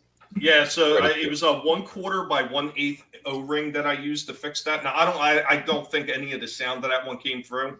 I always have problems with getting sound on any kind of video I share to come through for some dumb reason. I don't. Yeah, know what it's got to it be is. like when you hit the share thing, it's got to be full screen, and then there's that little tab on the side that you got to make sure is. It don't really matter anyway because you were talking over it anyway. So Yeah. giving basically the same sort of commentary video. Yeah, just like when we do our toy reviews, it's the same shit. There's one thing I forgot to mention. So if you've seen on the table, I actually had a wood burning kit sitting there. Yeah. Yeah. The wood burning kit is out for a reason. So you're going to run into some of these Joes that maybe somebody dipped in the water or something like that, and they get all rusted up. And unfortunately, when those things get rusted, they hang up in the threads. And the problem is, if you try to force those screws, you will break that post. Some of the screws are fucked. Like Yeah, so rusty as shit too. You will break that post, and once you break that post, there's absolutely no repairing that Joe anymore. So what you do is you take that damn wood burning tip off the wood burner, and you just get a real long thin tip. You touch the bottom of the screw and you heat it up, and it's going to break it loose from the plastic. So then when you put your screwdriver on it, it's going to come right the fuck out without breaking anything. Sweet. Okay. Also, if you get to all right, because there's a lot of these Joes that have either arm emblems or tattoos, depending on whether. So, like, you want to, when you're taking them apart, like, you got to really do your, especially if you get a really minty one and the rubber band's fucked up. You're like, I really want to change this so he's not all wobbly, like, so you could put him on a stand. Like, you got to be really not like I have one of the dreadnoughts I have pretty much other than the original Zartan, which I used to have, by the way, but I have Ripper, and Ripper has a rusted ass screw, and I'm worried about trying to take him apart with that tattoo on his arm because it's in perfect condition. He's such an old figure. Yeah. I just kept him resting for a while. Yeah, I'm telling you, anytime you have any kind of worry about some of these breakers, and the reason I learned that trick is because I was repairing Transformers, and I talked about this before. I used to buy lots of broken Transformers, and I would take them apart, and I would repair them with the other parts that were in different lots that I bought, and make complete Transformers to sell on eBay.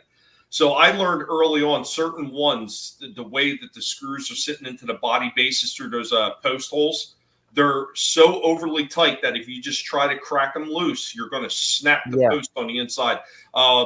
Onslaught from the Combaticons was like that. So I learned this trick. I was like, well, what if I take a wood burning tip and I put it on a screw and heat it up against plastic? And ever since then, that's what I do if I run into one that's overly tight, and it works every single damn time. Small tricks that you can use to actually save these old toys, because there's nothing better than having an original one that you can put back together in perfect shape. One other thing I will caution people when you're putting new bands in these figures, whether you're using O-rings or whether you get something that's a little more elastic to put inside those Joes, because we all know those O-rings, they got minimal elasticity to them. Be very careful when you're pulling on that metal hook that comes down from the legs. Because if you get a ring that is a little bit too tight and you pull too much on the hook end of the legs, it will snap. So just make sure you really measure out, the O-ring that you're using or the band that you're using, that it's not too short and it doesn't put too much pressure on that hook. That's good. Yeah, Soul Assassin, he said it too. Yeah, Tommy, you should do how-to videos for toy repairs. Oh, I have a few here and there. I just don't do a whole lot of them because they're so time-consuming. Yep. Oh yeah. Oh, for sure, man. We got a late addition to the program, folks. What's up, brother? Hi. Welcome. It's been years. Welcome back, my man. Etep, man. How you doing, bro? Here. What's that guy? I think his audio's a little bit. What's his audio wonky tonight? That's better. Sound you better. There you go. We got you. Yeah, I hear you better. What's up, Vinny? Hey, man. How you doing? Pretty good. I'm doing pretty good. How about you? Could be better, but I'm here tonight though, which is good. Hanging out with buddies is a good thing. Heck yeah. I'm I got sick earlier and went to lay down, and if I don't eat anything, I feel pretty good. Well, you know what? Here's what you should do, Gary. Remember, don't spend too much time on Twitter. That's how you always get sick. This is also true. Very much. I gotta tell you, I used to be like a Facebook guy. Mhm. I find since Elon bought it, I enjoy spending more time on Twitter now than ever on anything else. See, you just disappointed me. You disappointed me. I thought you were going to say, I was a MySpace guy. I was. We all were. Same. I joined an organization on there called PETA, People Eating Tasty Animals. I love animals. They're delicious. They are yummy. So, welcome, Gary. It's good to have you back, man. It's good to have you back on the show. And you're welcome, man. We're talking tonight's all about G.I. Joe. We talked about the live action movies. I know that's a very, very sore spot for a lot of people. The animated movie, the cartoons, and we're on to toys. And now I'm old school G.I. Joe. Back when it was the action team, I played with the 12-inch tall G.I. Joes with the Kung Fu grip. Nice. And big fucking vehicles and weapons, and it was awesome. A comedian once said back in the 80s, if you went from 12 inches to 2.5 inches, you'd look pretty pissed off too. Oh shit. He's not wrong. Yeah, I had a neighbor. I had a neighbor in New York. Her sons had all those GI Joes, the 12-inch ones, and she found them in the basement, had them all in the box, and just threw them out. Oh my God! When she found out that they were worth hate crime. Yep, when she found out that they were worth something, she nearly had a heart attack. Oh, See, my friend, he had, it was during it was like the later days of Joe's, like early 90s with the 3 3/4 ones, and it was when they started making the bigger ones, and they made a Cobra Commander. My friend had this one. It was awesome because you could take his fucking hood off, and he had like, all right, he didn't have the snake face from G.I. Joe the movie, but he had like a ninja mask and like a normal, like the top part of his head looked like a normal human.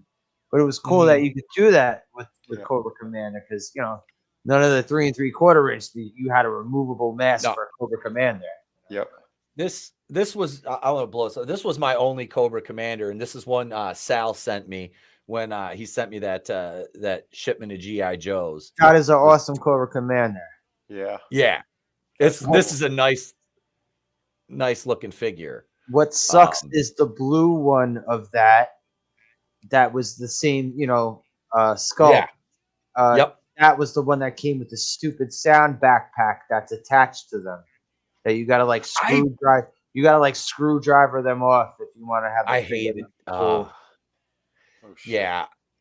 Wait, Shifty says I had an experience like that. My mom got rid of 60 of my He-Man figures because Pat Roberts said Masters of the Universe was satanic.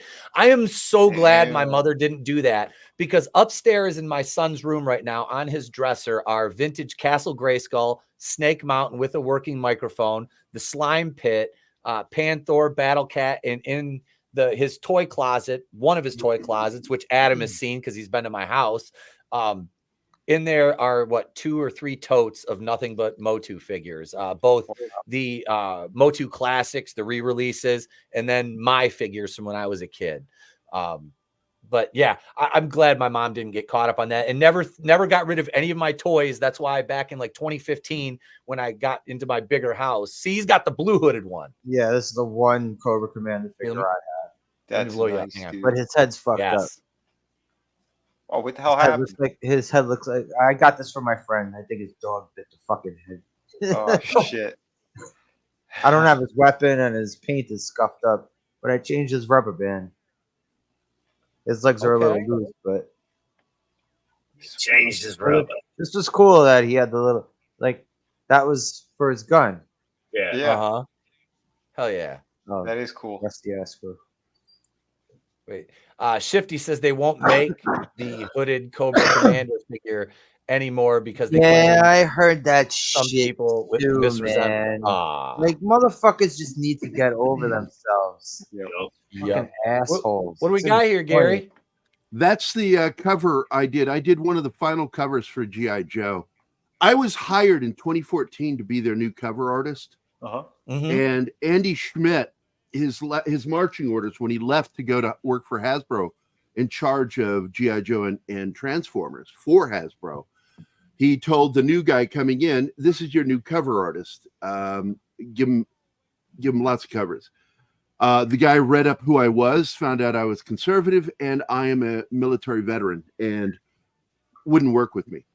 What the Jesus. Wow. Yeah, because you don't want somebody who can do a good job and has a background and actually knows a thing or two about a thing or two, Right. working on your book that's a military-based comic. Why would you want Exactly. that? So he was a card-carrying commie. I don't mind talking about it. He's a piece of shit. But this was my cover I did. I won't show you the color because I fucking hated the coloring on it. I'll just show you the black and white. I made it look like Duke was Kirk Douglas. Oh, that's great. Nice. I see that now in the face. It's fucking awesome. I love the cracks in the mask too. And he was. This is my throwback to the classic Captain America punching Hitler. Yep. And then some fans told me, dude, on the final issue, they took your idea and did it again without giving you any credit for it. And I'm like, I don't care, man. Yep. I got paid for it. That's it. They've done the same to me, buddy. Yeah, it fucking sucks when they do that shit. They took a Captain America piece I did, and yeah, they use it for the video game cover of the movie. And Quesada also stole my artwork in his Daredevil run. Yeah, I mean the industry is loaded with scumbags. You know, They really are, and it kind of irritated me that they did that. I didn't get mad about it; it just irritated me. Yeah. But I am officially a G.I. Joe cover artist. And here's the irony. I'm like, they wasted the money on getting me hired because I had to go through a process to be approved by Hasbro. I was approved for Transformers and G.I. Joe because I did 2 mock covers for them. The original mock cover I don't have anymore because I throw a lot of my stuff away. If I don't do it for money, I just like, eh. And it was Duke. He was wounded and being under the shoulder, under his shoulder is Scarlet, helping him get into the back of a striker, and he's firing over her shoulder with his good arm back at the enemy. And they're like, shit, that's fucking awesome. Cool angle. And I'm like, yeah. I'm a director. That's what I do. That's why I do graphic novels and shit, because I know how to direct. I went to film school and all that shit and dropped out like the best of them. Yeah. Yeah, hold on. That I cover got was the gorgeous, full man. Yeah, man. Here's the full Baroness if you want to see it. I'll zoom up. Oh, this one's fucking beautiful. Yeah, I like that. Yeah, I'll zoom up a little bit more. Yeah, I put it. You have that cartoon comic book style. It's like I got stuck being a realist. Everything looks realistic, no excess curves. My women have big butts, and I cannot lie, but they just aren't curvy like a comic book artist would do. Mine look like human beings, just with girls with big asses. Yeah, Baroness has always been my favorite. She's sexy as fuck. I like dark girls. But I've also got my gingers are my kryptonite. Oh, yeah. I have 2 ginger kids to prove the point. That's awesome. None of my kids were born from the same mother. Oh, wow. Well, yeah, you got to keep recycling those women, man. You get the same ones. You wind up getting the kids like Multiplicity, and then you get a copy of a copy. Yeah, you got to change them up. Right? You don't want to end up with a carrot top, Exactly. Anyway, quick plug. Yeah, guys, if you want to get some more of my artwork and where this piece is, go check out my my newest campaign there, The Art of Vinnie T, Volume 3. Go check it all out. Nice. Yeah, we're still running it right now, folks. So I got to drop the links soon. Vinny's link is in the description, so you can follow it right there and get all everybody's links are in the description. I'll have to add Gary's in after the fact. Actually, he was surprised. I am in the middle of running a campaign for a new graphic novel. Here it is. I just put it in the private chat. I'll show you one of the pieces of art for the alternate cover. And I'm talking to a 3D artist right now about sculpting it into a maquette for one of the tiers. Share again. I'm sorry. I'm really rough around the edges tonight. I got sick. Oh, you're fine, brother. There you go. Sharing my screen. All right. Yep, gotcha. This is the one I want to do as a maquette with the battle damage MTech face armor. It's called the Predator mask. It's worn mostly by Army Rangers and SOF guys. That's cool. And he's been hit in the face with a blast that destroyed his Oakleys and his mask. And I thought that is such a badass image. And that's the name of my book, Vindicated Inc. And I shared the link with you for the Fund My Comic right now. It's a story of a disabled veteran who gets put into the med board process and out of frustration becomes a vigilante. So this guy is not only trying to hide his identity, he's also trying to hide that he's kicking the shit out of these criminals with a prosthetic leg. Sweet. Nice. And it is a badass comic. Mike Barron, Chuck Dixon, John M. Del Vecchio, New York Times bestselling author. All these guys have read part of my book and said that this is gritty, real urban combat taking place in Seattle. And he's taking on these criminals and killing them. Yes, Nice. None of this arrest and detain shit. He's declared war on the underworld. Hell yeah. That's the way to do it. Like it. Get him in there and clean out Congress as well. Is he draining the He has a swamp? team, and he has a team, and his team are also disabled vets. One is based on my grandfather who suffered from PTSD till his death. He had the shakes from combat, just his hands shook all the time. Oh, wow. And I based the character on what my grandpa was like. He would try to self-medicate with booze because nobody knew how to treat it back then. And he's his tech guy, and then his armorer is paralyzed. He's paralyzed from the waist down. Guy who got shot in the back by a sniper in Afghanistan, and he handles all of his armor. So the first book, a 155-page graphic novel, 91 of it's already done. Beautiful. And my buddy Richard Bonk is stepping in to do one chapter, a flashback, because it's the only way I could figure out I could have another artist step in, because it has to look like the way I draw, which is realistic. And it's going to be, it's getting a lot of attention. I was on Midnight's Edge earlier today. I'm going to be doing a lot of radio shows and other shows. Doomcock at some point, I guess, in the next week. Okay. The 2 weeks, and promoting this book, because it's got to be successful, because Hollywood destroyed my career this year with the strike. Wow. Yeah. Every single job I normally get, I didn't really think about it, is film related. Even a lot of the graphic novels I do are by people who work in the film industry. Mm-hmm. And when there's no money coming into them, there's no money coming to me. Yep. So I went 6 months without a paycheck. Ouch. Yeah. Wait, Nelson asked, is he taking on BLM in Seattle and stopping them from burning down black-owned businesses and killing This story takes place in 2014. So in book one, no. But trust me, if I can continue doing past the original 3-book trilogy, is meant to be 3 155-page graphic novels, there's a story arc to it.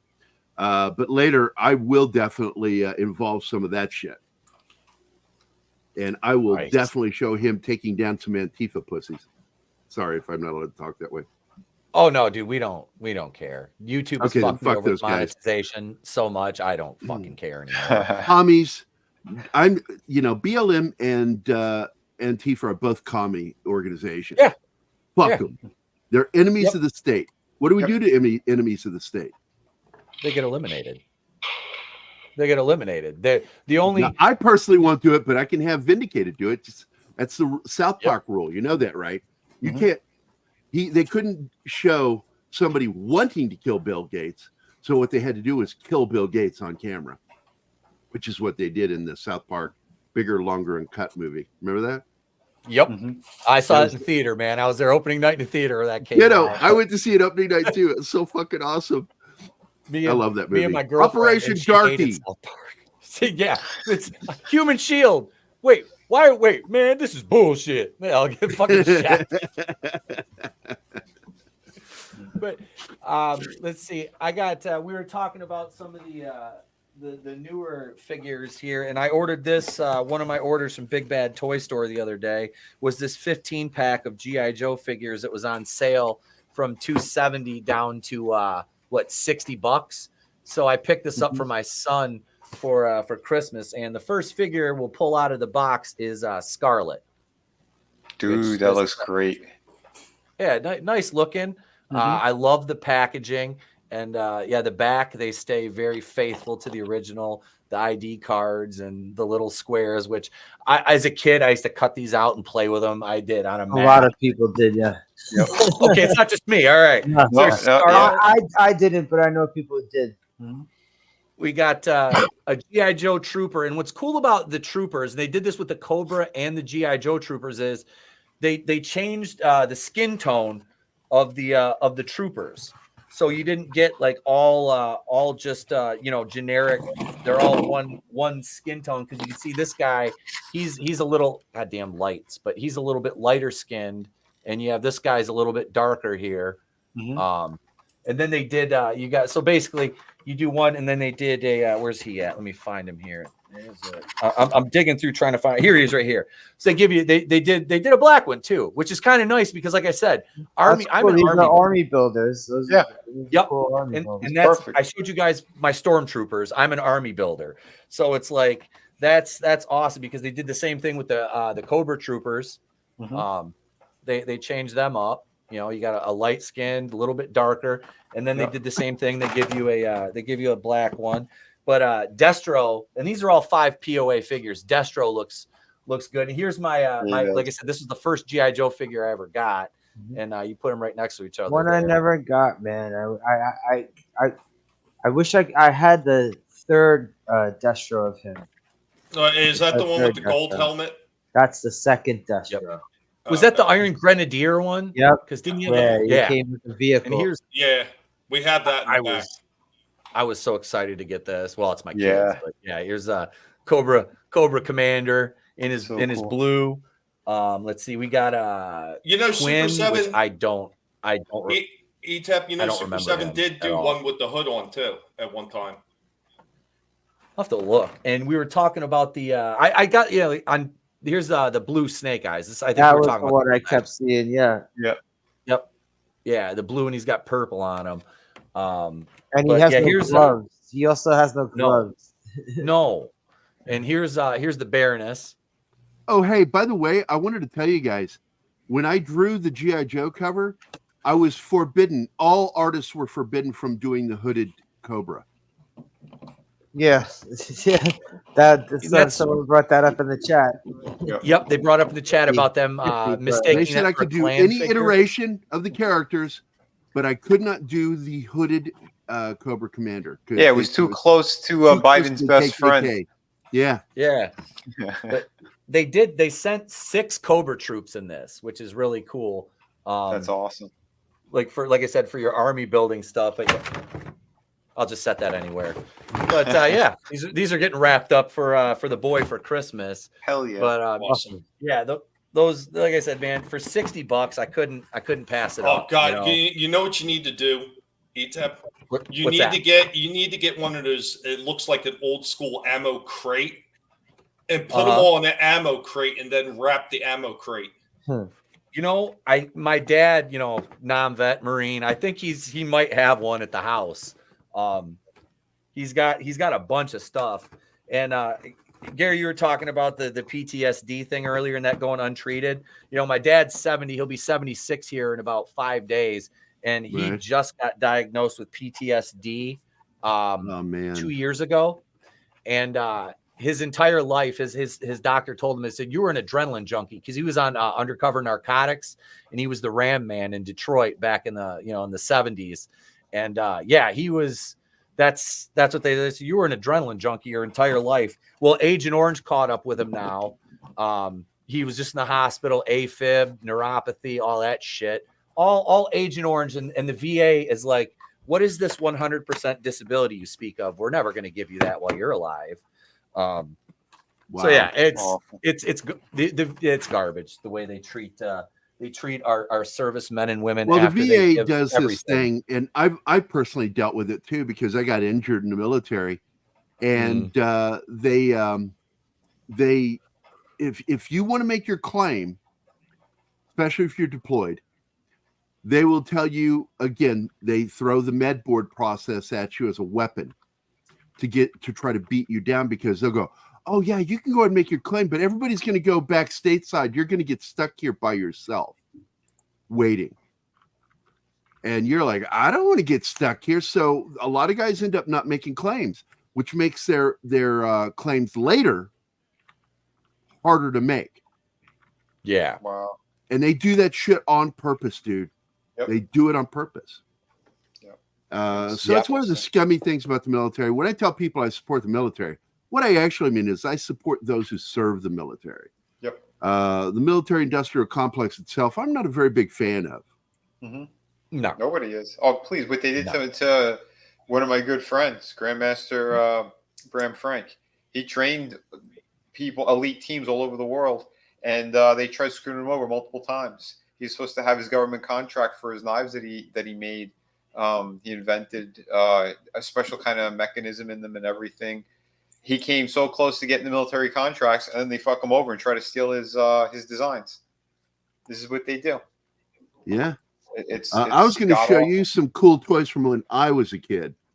And one of them is they put out a Sherman tank that was 1/12 scale. This fucker was huge. It was like this big. Yeah. And it was like this tall. And it had ports for putting G.I. Joes inside the hatches. And you can mount them on the M6, the M50 that was on the top, and then the Browning machine gun that was on the back. Oh my God, that thing was so amazing. But I can't find any good pictures. That one, and they had a full-size 1/12 scale or 1/6 scale, 1/6 scale tank, and 1/6 scale Jeep that was badass. With a mounted 50 in the back. Jesus. What was that thing, like freaking 4 feet? Yeah, I was too poor as a kid. I could get the G.I. Joe figures.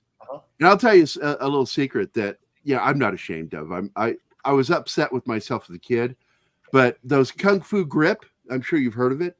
The hands are shaped like this so they can grip their weapons and knives and shit. It was rubber, and there was a fold there, a crease, and eventually the fingers would break off. And I got upset when that happened. It happened pretty quickly. And I would go to Ben Franklin's store and I would steal the Kung Fu grips off of new G.I. Joes. I was totally shoplifted when I was a kid. I felt like I deserved it.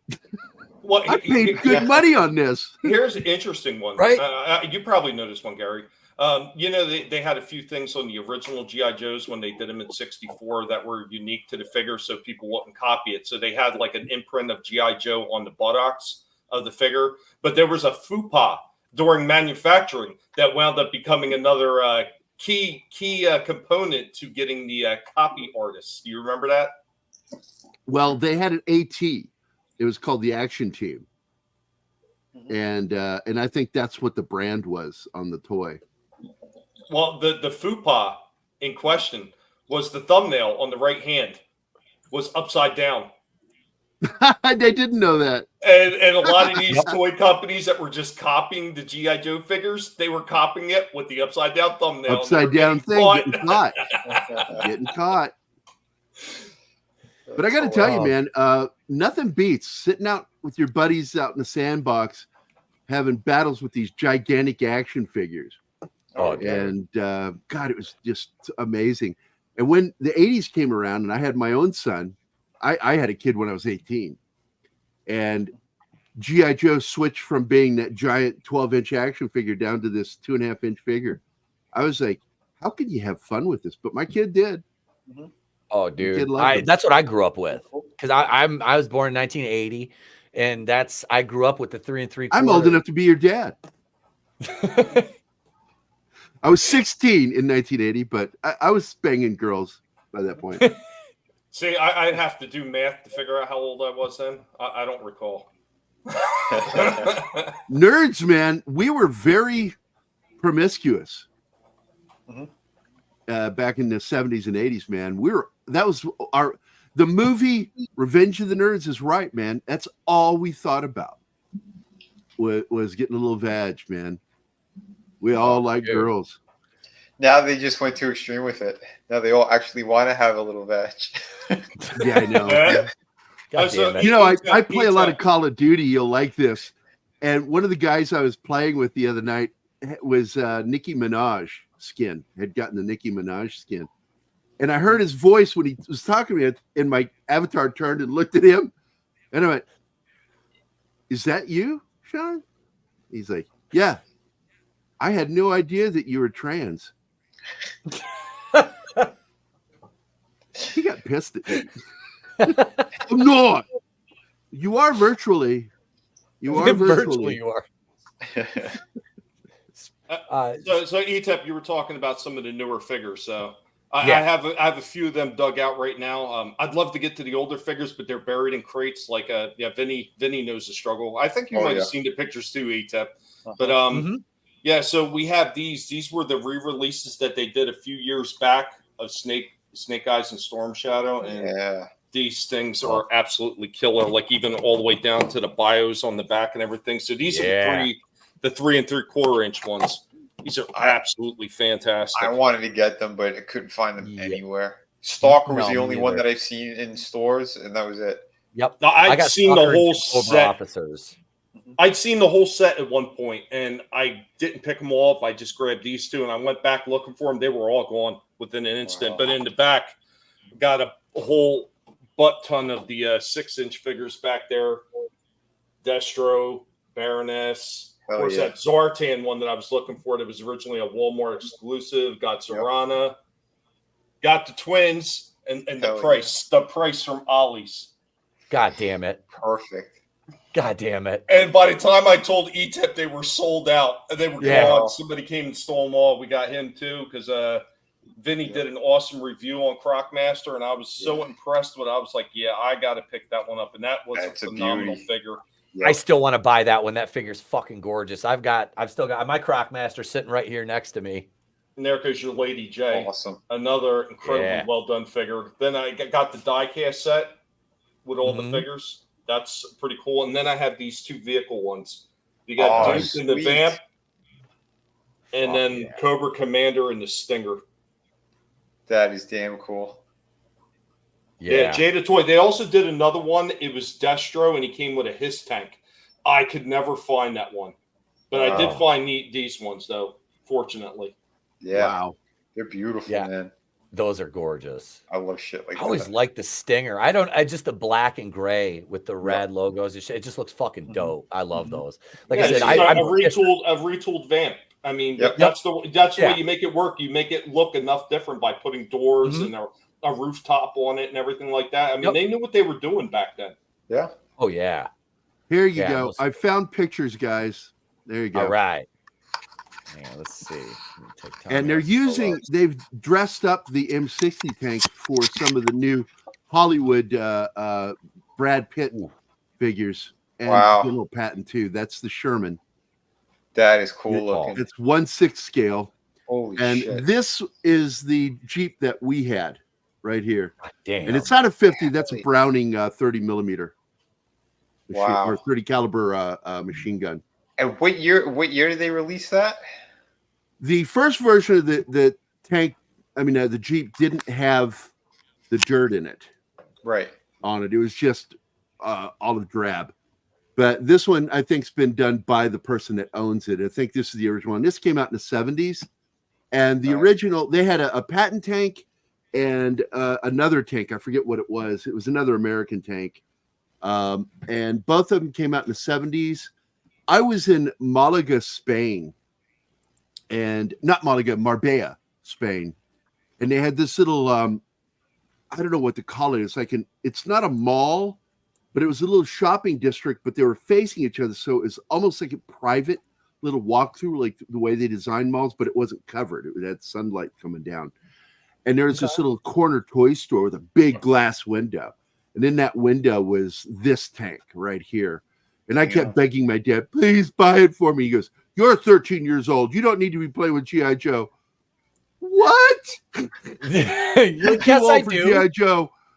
I don't feel too old. He wouldn't buy it for me. And by the time I had enough money for it, I was already interested in girls. So it never happened. But one of my best friends that I grew up with, I lost him back in 2013 from diabetes. He had it. And all of us would go to his house to play with the armor equipment. Oh, wow. But it's a beautiful tank. They've added new stuff to it. They weathered it a little bit here, but the original foundation of this tank was absolutely exactly what you see there. That's amazing. I think it's beautiful. The craftsmanship is just over the top. Like I said, every hatch opened, and you could put G.I. Joe in one of those hatches. So cool. That's sick, dude. That's beautiful. Absolutely amazing stuff. The stuff like that, it's like they don't make toys like that anymore, you know? Well, they did, it'd be a few $100s. Yeah. Well, it's like I said, I'm talking about shrinking it down was very clever. They're doing the Cobra mothership. I think it was like HasLab or something. It's I want to say $459, and I'm like, I'm gonna open the wallet for that one. I saw that. It's for the 3 3/4. It is fucking massive. I mean, this thing is massive. You're gonna have to pull it up later. By the way, that one drawing I showed you, I'll show you again. Did you catch what that was? Hang on, I put that in there as a nod to the toys. And the ship itself, 99 was the number of that ship. That's the right? The flag number. Yeah. But this is the Cobra gunship. Yes. I took the props off of it, but ironically, they asked me to put the props back on it when I did the final artwork. I didn't like that because she just jumped off the wing. Yeah. Yeah. Chop her ass off. Chop her up. So I'm like, oh, well, who cares? I'm getting paid for it. It's theirs, not mine. But that was my nod. And if you look, can you see who the pilot is? Hang on. Who is that? That's a Cobra pilot from the show. Oh, is that what were they called? Oh God, didn't they had a specific I forget his name. He has a name. Yeah, and I drew him in. They had them all. They were all lined up in the movie. Because they were when they were getting ready to take off. Oh shit! What the hell was it? What was their name? Damn it! I can't remember. It's pissing me off now. So what? Somebody in the chat will get it. Yeah. Oh yeah. Also, notice I put a grenade on Baroness's chest there. She has a little holder. Uh-huh. That's how I draw women. That's sexy to me, but they're very realistic. I like how you got like, is that like blood coming out of her mouth from? Oh wait, that's Scarlet. That's the bitch getting kicked. Yeah, Baroness getting kicked. Yeah, that's big old hooters. And pick up those stilettos. Uh-huh. Like she's fighting the heels. I love it. Oh yeah, Wild Weasel. Okay. Wild Weasel, Shifty. And by the way, he's carrying a modded M4 with a air compressor on the end. Nice. It's fucking pretty. Always ultra realistic. That's the way I do it. Etep, I got one more thing for you, real quick, while my camera's still working. All right, hang on, Ben. What do you got, Tommy? Yeah. All right, so got some old comic books sitting here. Woo! Nice. Look at that. God damn. There's a few more in the back. It was actually what I was looking for. There's a whole ton of these sitting back in there. I love those ones of freaking those Snake are Eyes and beautiful. Storm Shadow. It's freaking absolutely fantastic. That Storm Shadow, that torso shot was incredible. Yeah, it is. Love that. It's amazing. Even got one with Stalker on the front cover, and that's a guy you don't hear about a whole lot when they're talking about that. And he was like one of the he was the first He was guy in one of the the OG 82. Yeah, the 82 yeah. release. But yeah, really, really cool stuff, man. And I think in the back we even have a few of the crossovers with the Transformers, the original one. So some nice stuff to have, man. These are all in pretty decent condition, surprisingly, considering the way my dad had everything jumbled like a pack rat over that house. But thank God he was a pack rat, or these things probably be in a landfill somewhere. Damn. Yeah, man. Yeah, I don't have any of the comics. Beautiful. Those are gorgeous. I just have that one, the Snake Eyes, and same one. Yeah. All right. Here you go, Vinny. Here's the Vipe, which these figure. I don't have any of these, and I fucking want them. Yeah, it's incredible. Yeah, this one, this is the 6-inch G.I. Joe Classified series. And holy shit, man. I wasn't going to buy these. Money's so damn tight. But then I saw it on was it Black Friday. This is like a set that's going for like around $90, and I found it for $36. I'm like, yeah, I think I'm gonna pull the trigger. And plus shipping, but I mean, still the price is amazing, you know. And the box artwork was fantastic on this. Yeah. Even though like I still want to see the figures, like the window for the figures, but since they're Vipers, I mean, you don't have to really worry about paint job on, like, you know, there's no face, it's a helmet. But yeah, this shit is incredible. The promo, I'll skip a little bit, so you can see the promotional artwork and stuff. Well, the actual figures, all the accessories and shit that it comes with. That really impressed me because you could take all those and put them on other weapons and shit from your other G.I. Joes. So I like that they're thinking ahead now. You know, they're actually putting, like, they're drilling holes into the tips of the guns and all that shit, so you can swap out all those parts. The packaging is bizarre. Don't know why they did that.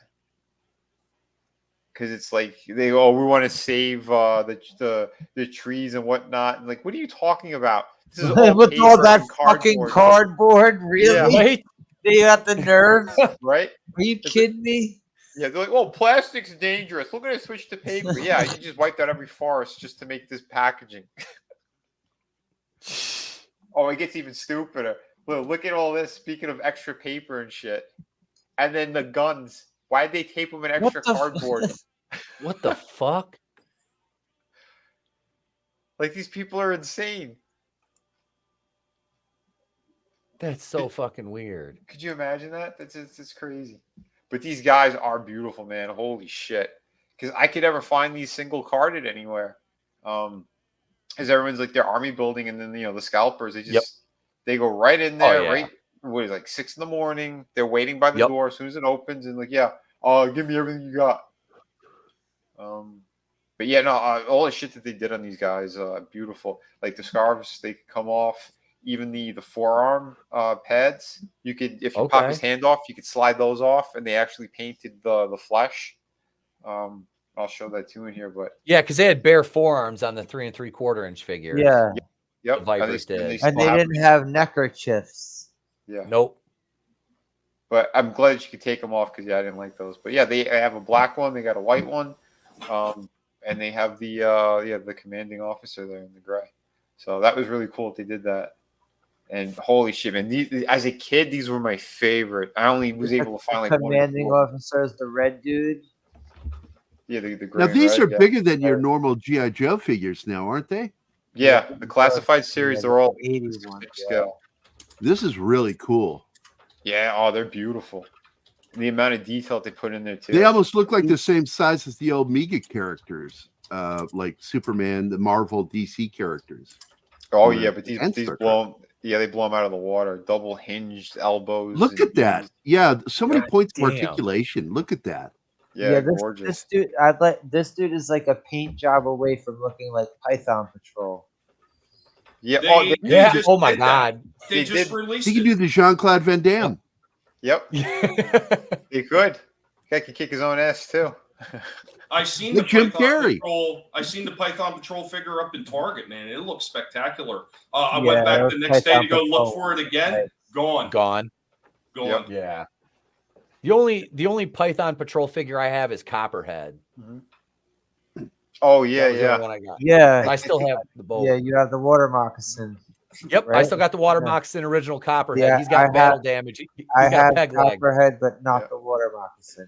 And I wish I had that shit. That shit is that's one of the awesome, Yeah, like, the they're most cool. awesome vehicles of the earlier ones. Yep, And dude, I got it right here. and this is so badass too. They actually they put the goggles as well. You could so you could put them on or remove them, and then all the Yeah. blast effects, dude. I'm telling you, man. Yeah, they went above and beyond with this set. By the way, that character, the pilot I put in there, is Captain Paleo. Oh, okay.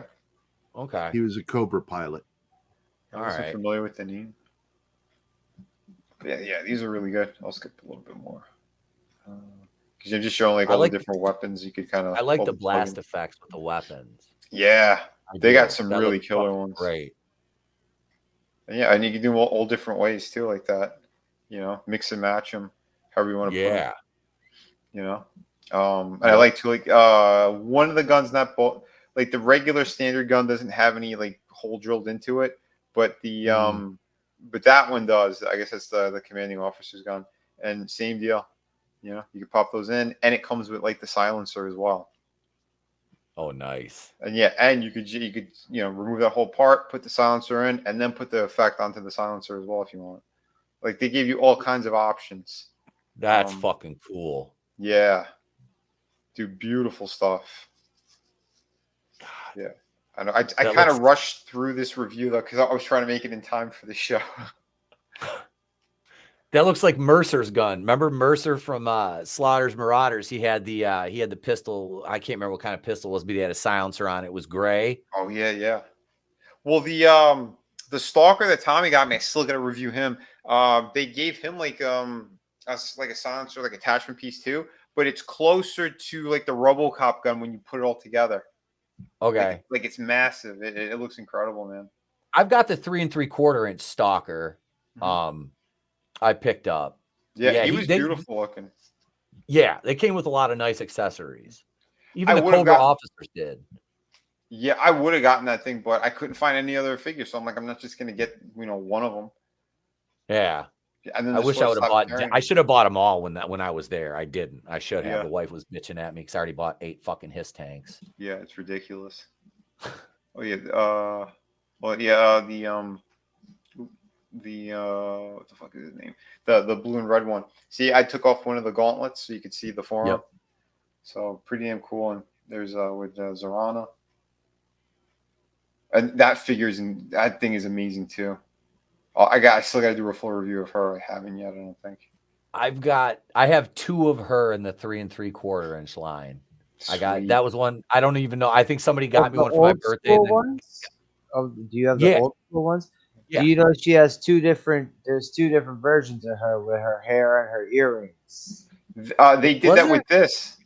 This figure, you could actually pop off her hair, and she has the that other weird kind of hairdo from the original toys in the cartoon. Didn't she have like a side shave, like almost like mohawk in the figure? I'm trying to think. I don't have her down here. She's upstairs with Trey's figures. Well, this one, it's a But- little bit on the side of her head, and then she has like that on top. Mhm. But the other figure, it's like it's kind of like combed toward the center, like with a part. Yeah.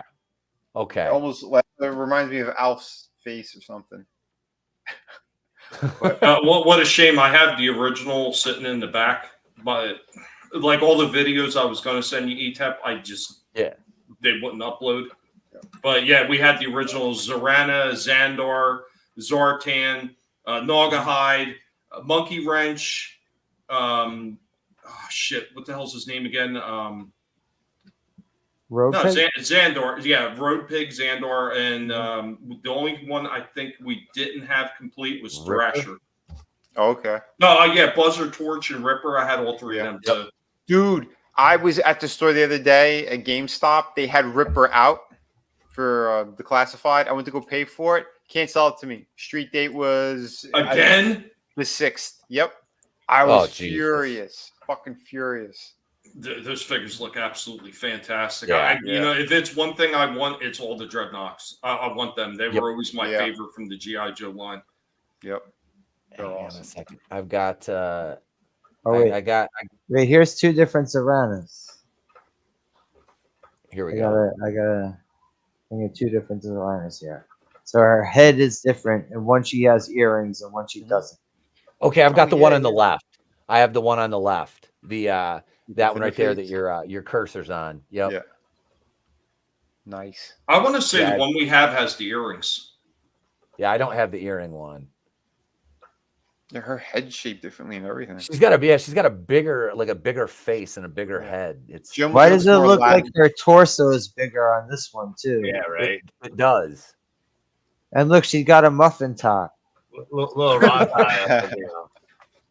They gave her a fupa. No. Damn it! You're supposed All right, to be so hot. it wasn't the hairstyle; it was the complete face. Because look, those are 2 complete different faces. Oh yeah. Oh yeah. I don't know which Yeah, one it's looks way better because they don't. Both of them look pretty. I don't know. Yeah, scary. one looks like an angry dyke, and the other one's got resting bitch face. Yep. What did they damage the mold on the original figure? No, they just had a feminist work on it. There's the water moccasin. Oh hell yeah. Yeah. Dude, that looked amazing. That character There it is looks right like he's getting off. Yes. He's leaning back, shooting into this guy. Leaning back. Well, look, when you've got a peg leg, you got to take it when you can get it. He's like yeah, he's shooting a big gun. Yep, that still works. Yeah, and we still got the that vehicle the little you got all the stuff attached to it, right? That's awesome. Yep. Wow. Oh yeah. Yep, Didn't that one have firing like torpedoes or something too? No. One of them did. I think it was the whale. I think it was the whale that had the. I never depth had charges. Yep. I've got the those shot out the side of it. I used to have the Cobra hydrofoil. But that was one of the ones that I sold to buy more Star Wars. Oh, stuff, the which in Piranha. retrospect, I'm kind of kicking myself. Piranha? The Piranha? Was it the hydrofoil, the big ass red Cobra boat? Was that what that was called? I thought it was the hydrofoil. Hang on. I don't know why I'm doing this because I can just go back here I don't know what into it's the old into ye old G.I. Joe Bible and look that up. This was I was going to say, yeah. Etep, you know what else I have sitting in my collection still? Remember we were showing off the little catalogs for Star Wars? Yeah. I have one of those old G.I. Joe catalogs with everything in it. Like, oh, hang on. Let me go back. I've got pants on. I'm not Vic Mignogna. Hang on. Let me go back here because we're talking about the little booklets and stuff like that. And I've got up here on the display shelf some old, a few of the G.I. Joe boxes that I had left from like vehicles I got and stuff. And inside of these, we got here's I got the Triple T. We got Slaughter's tank right here, which came with the original. I got both. Well, I think I got 2 Slaughter figures, but yeah, I've got like all these the little pamphlets that used to come in them. And let's see. There's Hey, I found the water moccasin blueprints right here. What do you know? Nice. There she shit. is. There she is. I have no idea what's in some of these boxes, but I mean, here's you were talking about the pamphlets. Yeah, this is it right here. Yep, This is the old school catalog and checklist. The hydrofoil. Piranha. Yep. I have I it. was- but- oh no, that's the Moray. I was so pissed I sold this. Oh my god, this thing was. Yeah, I sold that and the battle platform, the vamp and the vamp. I had was it the Tiger Force they made the Tiger Force Sky Striker plane, right? Yeah. They made I a shit sold ton of that Tiger and then Force. I sold that and then the fuck else the helicopter, the Tomahawk with lift ticket. I have sold- lift ticket. I never had the Tomahawk, but someone ended up giving me somewhere down the line. Which is the one that Wild Bill came with? The Dragonfly. Dragonfly. Yep. Yeah, it was the smaller helicopter. Yeah. The Tomahawk was like the big one with was it 8? Was it 8? 10 blade? Was it 5 a piece? Or 4? I can't remember. I know it was a pricey one even back in the day because that shit was big. It was, and I'm gonna rebuy that one, but I'm gonna buy the 25th anniversary edition because you could pick that up a lot cheaper and it's sturdier. Because all this stuff, and let me shoot the camera over here on this shelf right there. That's the GI Joe shelf right there. That's the His Tank Battalion, and we got the Snowcat and the Cobra snow vehicle, and there's a bunch of Joes on the shelf right there. But yeah, we'll pull some of that over here in a few minutes. But yeah, I got some of the stuff left. But yeah, Sal, I was talking to Sal, and he was like, "Dude, don't buy the original one again. Hey, guns from something."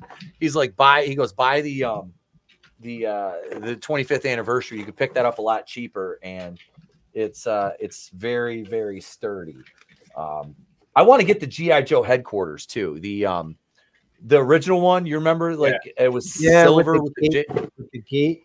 It had the gate, and then on the inside, it had the little prison you could throw Cobra guys into. Yep. Yeah. So here's the Slam, which is on the bottom shelf over there. The little rocket launcher gimmick. It's kind of a toe behind thing. Yeah, I remember those toe behind ones.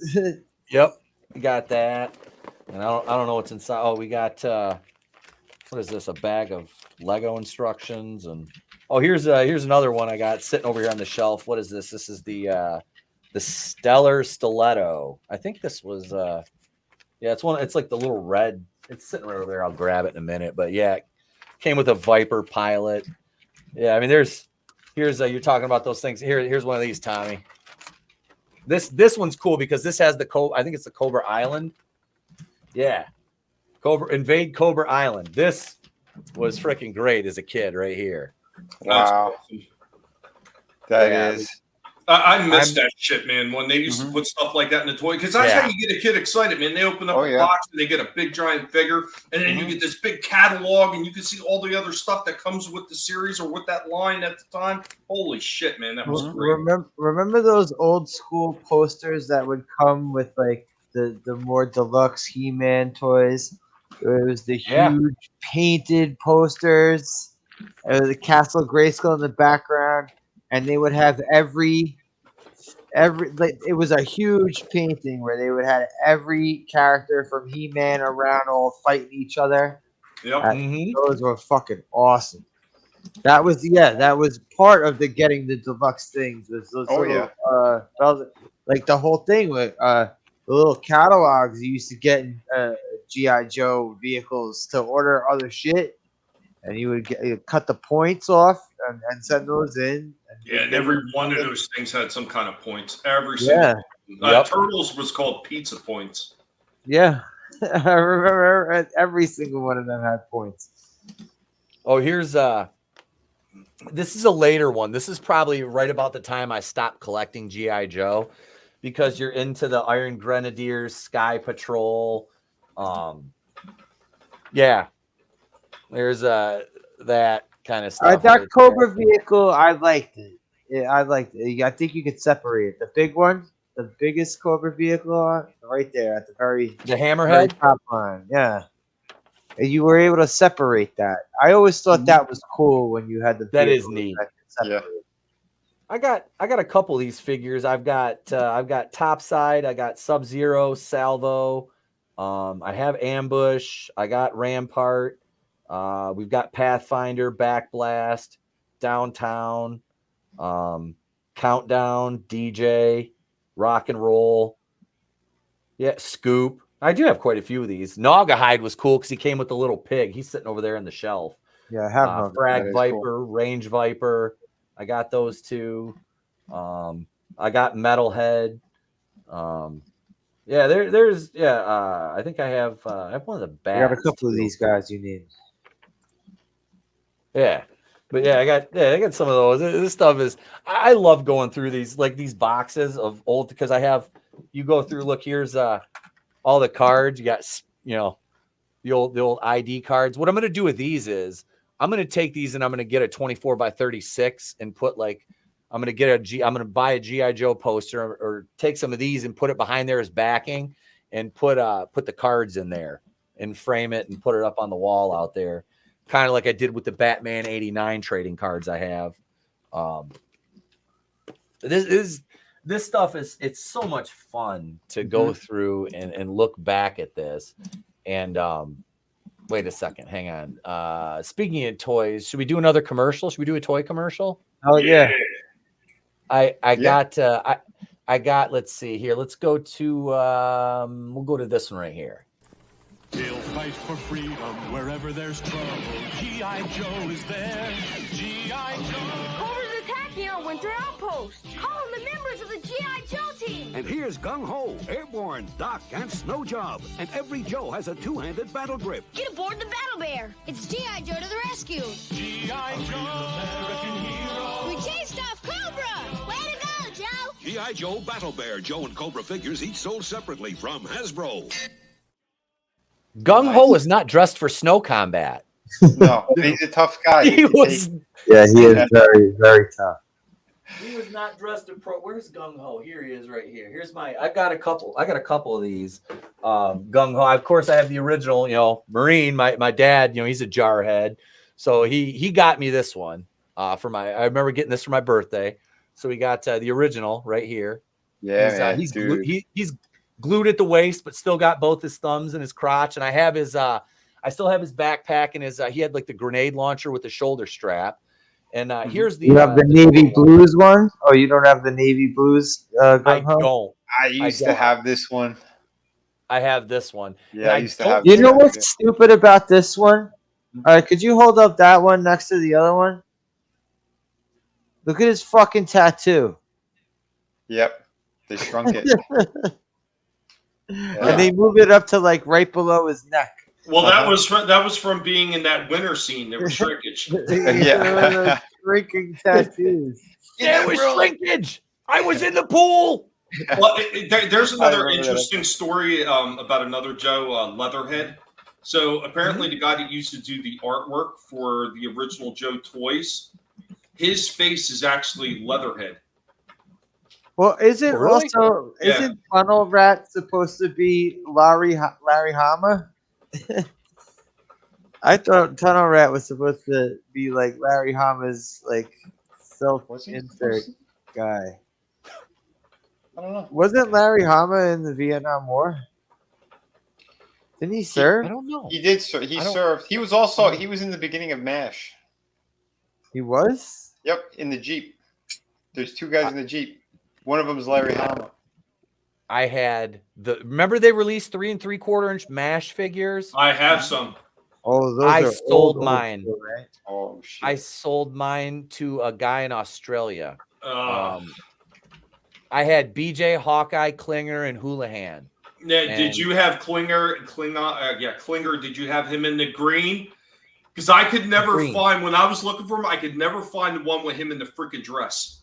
I had him in the green. I could never get the. I bought these at. I was at like a trade show with my mom, and I was pissed because she drugged me along with her, and I was kind of walking around with her, and I was like, "Ooh, toys!"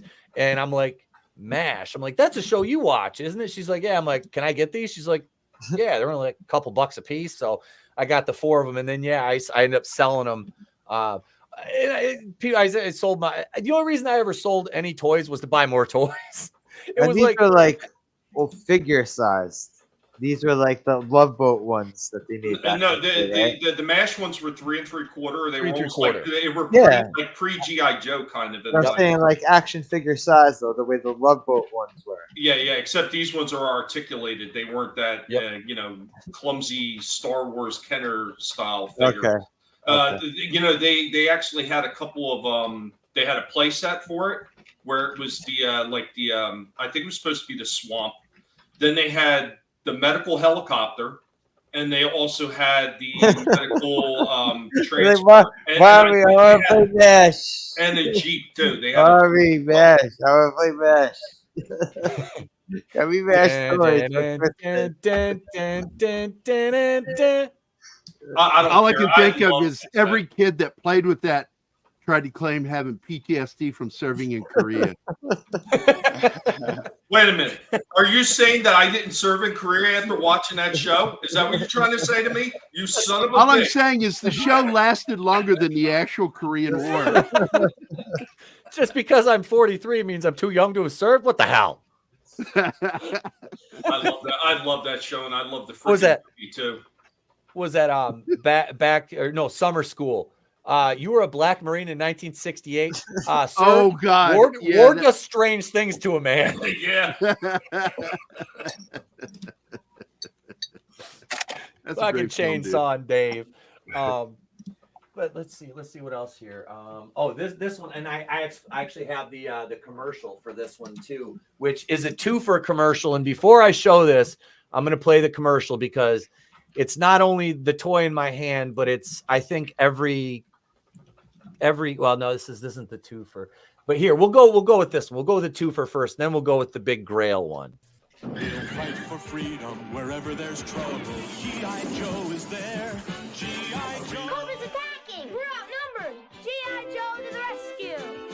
The G.I. Joe personnel carrier holds 28 members of the G.I. Joe team. Let's go! Go get the new members of the G.I. Joe team! Here's Torpedo and Tripwire! Get the Joe team aboard and move them out! G.I. Joe! The G.I. Joe personnel carrier holds 28 Joe team members, each sold separately from Hasbro. We'll fight for freedom wherever there's trouble. G.I. Joe is there. G.I. Joe. Leo Dorsey's Cobra's new weapon, Hiss! Destro's a genius. Hiss is unbeatable. Surprise attack! Call in the Wolverine. Go get him, Cover Girl. G.I. Joe. American hero. So long, Wolverine. Hurry, Clutch. Wolverine's in trouble. Destro, look. Hiss is ready. G.I. Joe, Wolverine, and Cobra's Hiss, each with figure, other figures, and equipment sold separately from Hasbro. Yep. Those are 2. Yeah. And this one I've had since I was little Etep back in the day. That thing is, yeah. Magnificent. The fucking, you could store how many figures in that shit? Like up to 16 or 18? 20. Was it 28? 28, he said, yeah. You got 1, 2, 3, 4, 5, 6, 7, 6. No. Oh, yeah. You get 8 aside, and then you can stand them up down. Oh, yeah. They had the pegs that you could stand them on the. Yep. Yeah. Right here. You have your seats, and then you have your center row. Then you have your driver and your co-pilot, and this floats. It flies. Float, They yeah. fly now. It legit but it floats, floats. They fly now? They fly now. This was we will not survive this. This was I played with this, and I had a huge sand pile outside my house, and my cousin had more vehicles than I did, and he'd bring all his up, and we would have these massive battles with these.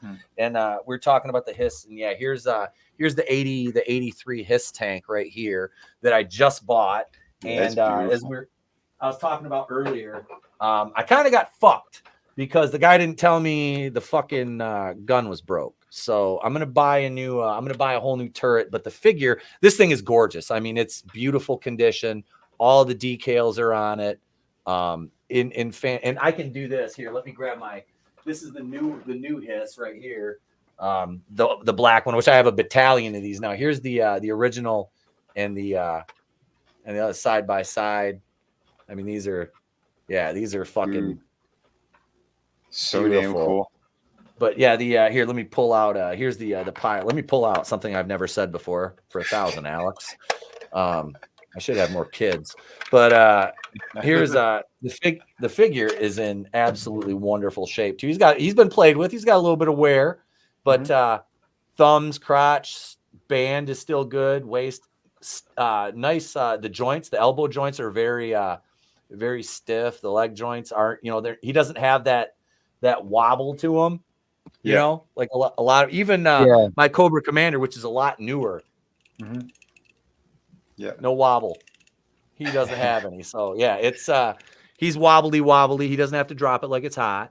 But yeah, I've become kind of a hiss tank freak because I have two black ones, but if you go back there and look, the majority of these, and I have two of them that Tommy sent me that are still in the boxes, but there's 6 of them here on the shelf, and I just knocked over some figures, shit. But yeah, here's one of the blue ones. My camera's still turned over. What a fucking idiot. But yeah, there's the blue ones. Which these are nice too. Look. Now the pilot, of course, he's a blue gentleman, and these all come with a stand to display them on and stuff. But yeah, these I was happy with these. They've got their wrist. They have wrist turn. Nice. The wrist turn. Elbows. These newer ones. How do they do the joints for the legs? Are they just like a barbell joint or something, and they're plugged in? Yeah. Yep. Nice. Yeah, it's because he can go. He can do almost a split. That's awesome. But yeah, he's got. They have no ankle rockers, but it can forward goes all the way forward, just back a little bit. But yeah, you got your kicks. You can kick out to the side, almost getting there. He's not quite as flexible, but yeah. That's one of the new ones right there we've got. They're cool in the collection. Which, like I said, when I went to the store and I started buying these, I bought 5 of them. And my wife was like, well, there's 8. I should just buy them all. I was like, why the hell do I want an odd number? And she's like, you don't need them all. And then I went back and they were gone. So Tommy's like, I found a couple of them. Like, I'll take them. I will take them. But I do love them. You have this one? Hang on. Etep? I don't Night have Landing? that. Shit. I don't have that. That's fucking nice. Night Landing. Yeah, man. Well, they don't really, stay too well in the thing, but it's cool when you. But look, it's got the gun in front. Yeah. Cool. And I think I had this. And I gave Crocmaster because it also comes with accessories. It's got this knife, and look, I have a regular working Copperhead, but not Copperhead's vehicle. But the gun came with the Night Landing. Okay, that's cool. That's so cool, dude. I thought that was cool. This is awesome. It's got the motor in the back. Oh shit! It's got an outboard too. Yeah. And it spins. Oh shit! The prop spins. That's fucking It's cool. got the 2 oars on the side. And I thought these were 2 characters that were cool to put in this, since they're both water guys. Oh yeah. And it came with a radio. Oh shit! Nice. And a shovel. That's freaking cool. See, that's attention to detail right there. It is. It really, really is. That is attention to detail, man. Yeah, I got here's my Crocmaster right here. This is one that Sal replaced for me because mine was just too far gone. No, he's such an awesome looking figure. I love this guy. He is. Oh yeah, I tell you what, that new version they did in the classified was absolutely that shit is. Holy shit! Mine's, the way they did that with the level of detail that they put in, and it's not just him, but in the freaking Croc too, Fiona and the 2 baby Crocs. Oh, holy shit, man! I was blown away by that piece. And I see we lost to Vinnie. No, wait a minute. No, we lost Adam. Adam said he had to go. It screwed me up because Vinnie was on the bottom, and I just seen something disappear from the bottom. No, it's Adam. I was going, Adam. I looked up, like, wait a minute, I still hear everybody. How did I go? Vinnie's moving on up. Yeah, Croc. I got Crocmaster has 2 Crocs. Yeah, I have. I He's have like DMX. I have him He's got complete, 2 but I Crocs. just wanted to put him in the night. Nice. That's the way to do it. He's got. I've got his whip somewhere, and he's got the little hose that ran from his face to the shoulder thing. I think it was like his little respirator thing. Yeah. Oh, they love their hoses. These fucking figures. Them in the God, those fucking hoses that you used to have to hook up from the backpack to the weapon. So many of them. Well, that's like this guy right here, Televiper, which another one. I'm not just doing this because he's my boy, but Sal fucking replaced this guy too because my original one was bad. So he sent me one that is fucking mint. This guy is beautiful. Nice. But yeah, there's the aforementioned hose from the backpack to the weapon. Well, wasn't barbecue another one that had that? Yep. Mm-hmm. Airtight, sci-fi. So many of them had that shit. Sci-fi. I got 2 of him. Because they made 2. I got the green and the blue one. I think it is. Yeah, they made a later version. Out of all the old ones that I still have, the one that I have is like it's in damn near mint condition. I had 2 of them. I had the bats with all their accessories for the back. I have one with no accessories. That seems to be a thing. Like everybody lost all those little hand accessories. I think I have his backpack, but I don't have all his fucking attachables. Where's he at here? Yeah, because he had a regular hand, he had a claw, he had like a flamethrower, and I think the other one was like some kind of gun attachment. Because it was like 4 attachment pieces. One was supposed to be a laser, one was supposed to be a blowtorch, I think. And the other was the claw. And the other one, the last one was the hand. Yeah, regular hand. This was always another, and he's nothing real special about him, but I just like the look of him. Shockwave. Yeah, I have him too. Yeah, I love this guy. He looks good. He reminds me kind of like with the face mask and shit. It kind of reminds me of this guy right here, Beachhead. You know, I always thought they'd make a good pairing. Mm-hmm. You know, got those 2. 2 of my favorites. Shockwave and Beachhead. Beachhead was badass in the movie. I let him training the cadets in the movie. He's getting knocked around by Jinx. 2 of my favorites right here. Yes, you've got. Is that the original Beachhead? Yep. Yeah. So I got the later one. Right here, and Shockwave was awesome because he came with the knife too. Yep. Shockwave knife in the back. Knife, 2 guns. He's a SWAT guy. Yep. And here's Beachhead. Yeah. And I still have the his explosives, but that's fucked up. But it's cool because you could just do that. Just put it right back on there instead of having to take his arm out. And, yep. Mm-hmm. Here's another vehicle I got. The Dreadnought vehicle. Ooh. Oh, nice. That's fucking sweet. Hell yeah. So yeah, speaking of Dreadnought things real quick. Mm-hmm. So I finally seen a full reveal on that Soundwave that turns into the Thunder Machine. Yeah. If I can swing it, I'm getting it. So all the hollow spaces that they had with the Megatron, his tank, which I have in the back, they're not present on this one. And apparently they did everything right on it. They must have listened to all the fans that complained about the Megatron one. So the Thunder Machine's awesome because you can with Monkey Wrench. Hang on, let me go back and put you on. So, oh yeah. Yep. Yeah, man. They were so cool. I love that team. Yeah. The only one of the original Dreadnoughts I have is Blowtorch. He was one. He was brown hair, bandana, vest. Torch, Ripper, and Buzzer. Yep. Were the first Torch 3. is the only one I had of the original run anyway. But I got what's this? This is Duke. This is like the newer Duke, I think it is. No, that's Dusty. Dusty, I'm sorry. Hang on. Well, he came with the animal. He was one of the when they started putting animals a lot in the later series. Yeah. But yeah, not a bad looking he's figure. cool. I think he's cool. Yeah. He had he had some decent accessories too. The first Dusty was better. Yes, the original Dusty, because he had that freaking soft good wrap on the top. Yeah. Of his And he had I have that on his face too. I have that in the back. And you know an oddball Joe that I had, and I don't even know why I picked that one up. Do you remember Dial Tone? Yeah. Yeah. There was guys like Dial Tone. There was Dial Tone, Mainframe, and someone else that was kind of along the same lines of those guys. I can't remember the other guy. Oh yeah, that dude. The figures that they made, and I got. Let's see. Wait, where's he at? Right here. I was talking about this one earlier.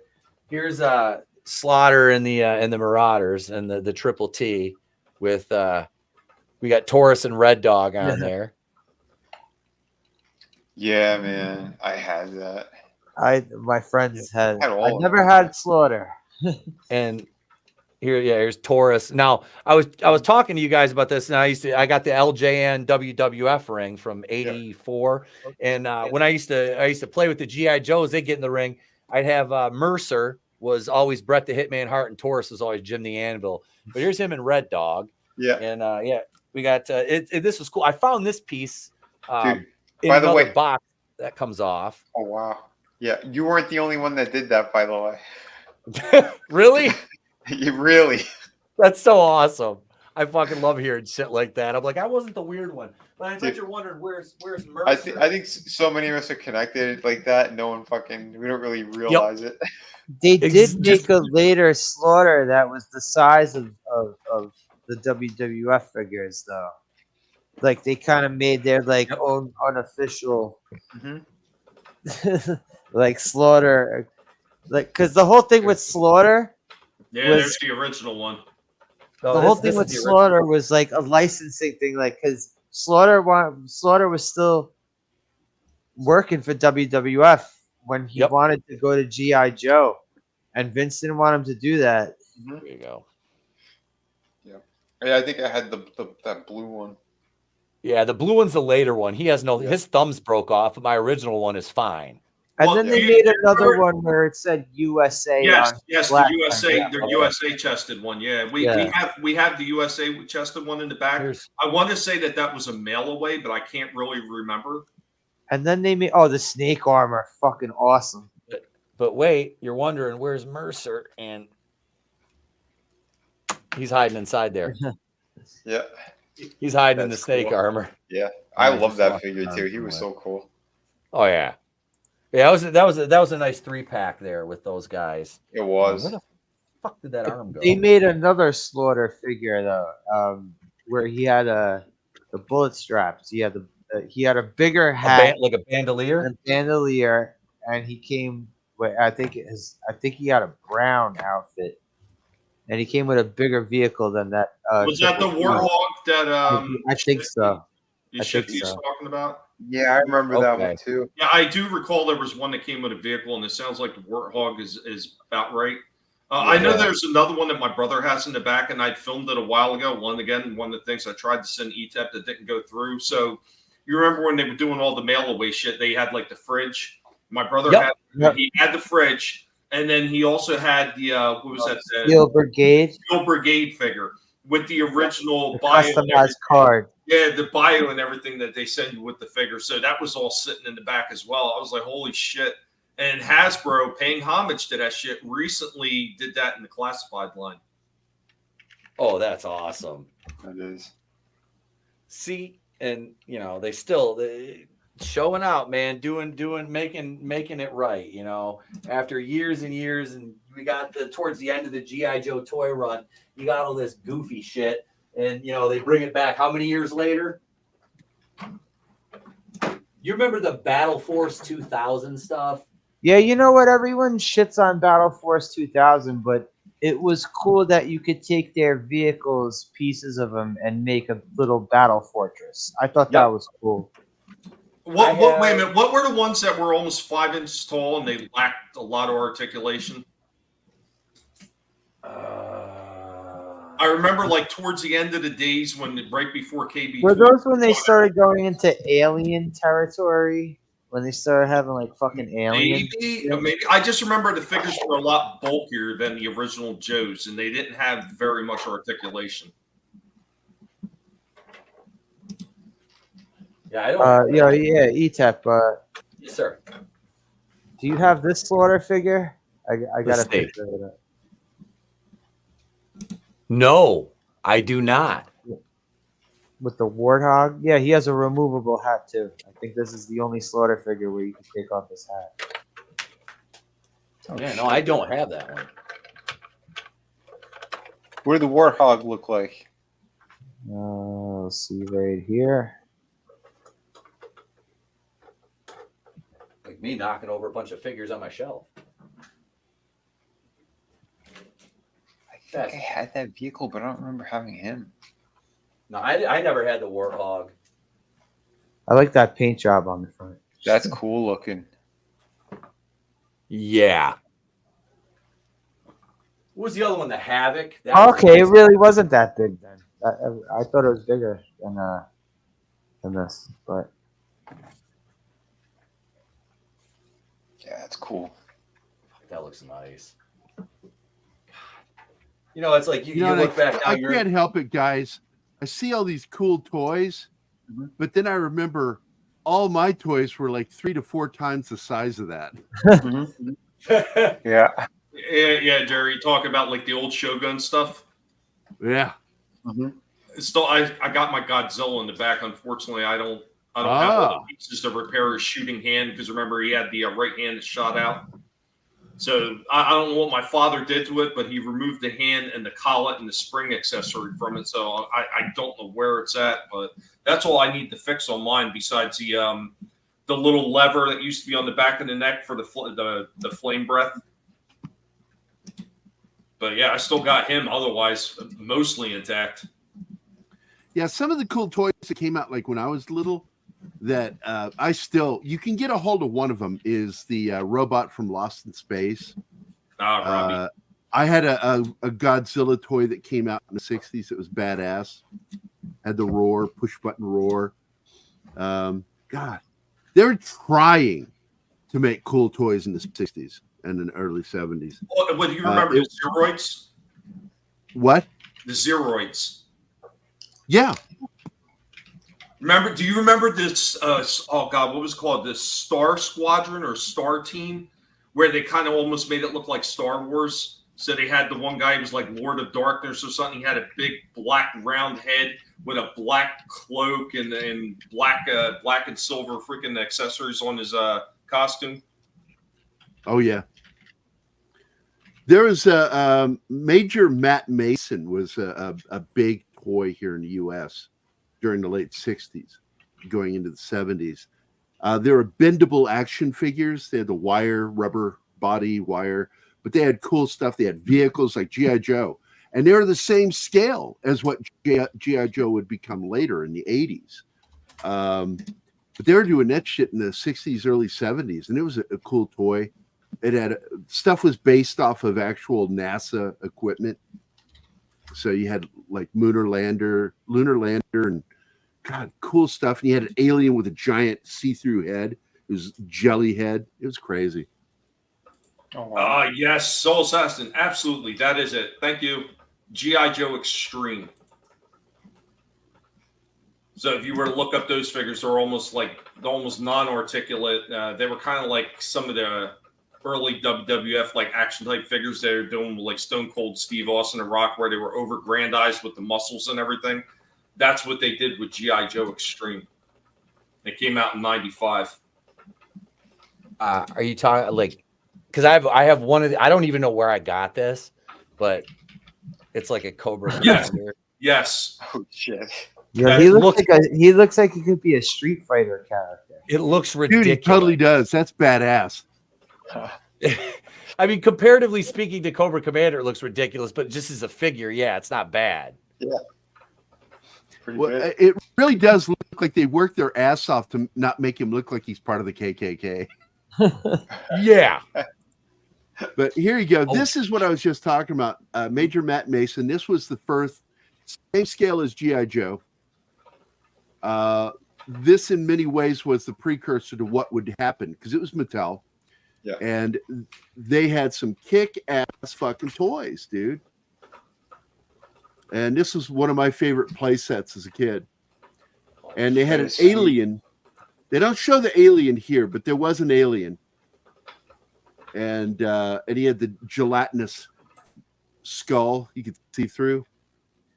But this was a precursor to G.I. Joe right there. That's pretty cool.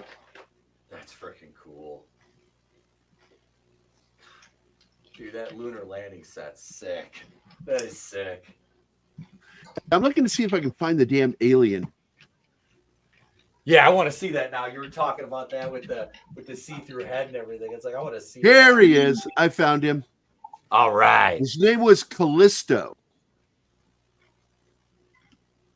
Not to be confused with the failed WWE luchador Kalisto. Share screen. Here we go. That's the guy. And he came with his own ship and action figure toys, weapons and shit. That's so neat. Yeah, that's crazy. Yeah, Major Matt, like there are other toys that they had that you could get. This was the one I wanted. Where is it? Oh God, please have a picture. Oh, they don't have it. There's a little tiny image here of it. It was actually based off of the NASA design for a spacesuit back in the 1950s. And it was gigantic helmet and suit. It was like a diving bell kind of diving suit, but for space. Okay. And I'm trying to see if here it is. Found it. There it is. I don't know if you can see that. I'll enlarge it. Wow. God. The amount of detail on that. These are from what you said, the 60s, Gary? Yeah. Jesus. Yeah, that's wild. Yeah. Yeah, they knew boys wanted kick-ass shit. Well, I think a lot of people forget, and because for a while there, when Kenner took over the freaking market with those really, really bad articulation in those figures that they made, they've really kept it like stupidly simple. People forgot that they had stuff with decent articulation before that. I mean, there was one I remember. It was called the Mighty Max figure, the Maximilian Man or something like that. It was called. And he had all these different points of articulation. And granted, it was just like knees, the ankles, the hips, and the elbows, and the wrist, and all that stuff like that. But the whole figure could actually unscrew and come apart. So you could pull his arms and his legs and everything off. And you could attach him in different ways. So, I mean, they had stuff like that. And that guy, I want to say, came out in 75. So, I mean, they had stuff like that back then. But it just kind of gets buried in the waste bin when something comes out that's less articulated. And that becomes the craze, and then everybody forgets it. They already had stuff that they were working on that had tons of articulation before that. Etep, you got this one? You got this one? Let's see, brother. Hang on. Let's see. Which one's that? The shark? I don't. It comes with Deep Six. Look Dude, at I that. always wanted that. That figure is fucking awesome. Yeah. Everyone hates this figure, but I could I think it's understand why, fucking because cool. his arms are loose. And Yeah. I just think it looks cool. You really can't fix this one because look, there's no Yeah, fucking he's screw in the back. But this vehicle is awesome because, according to the cartoon, this is not just a sea vehicle, but it's an air vehicle too. Mm-hmm. Yeah. Let's put him in there. Let's see if I could still open this without breaking it. Okay, it's on the side. This motherfucker in there.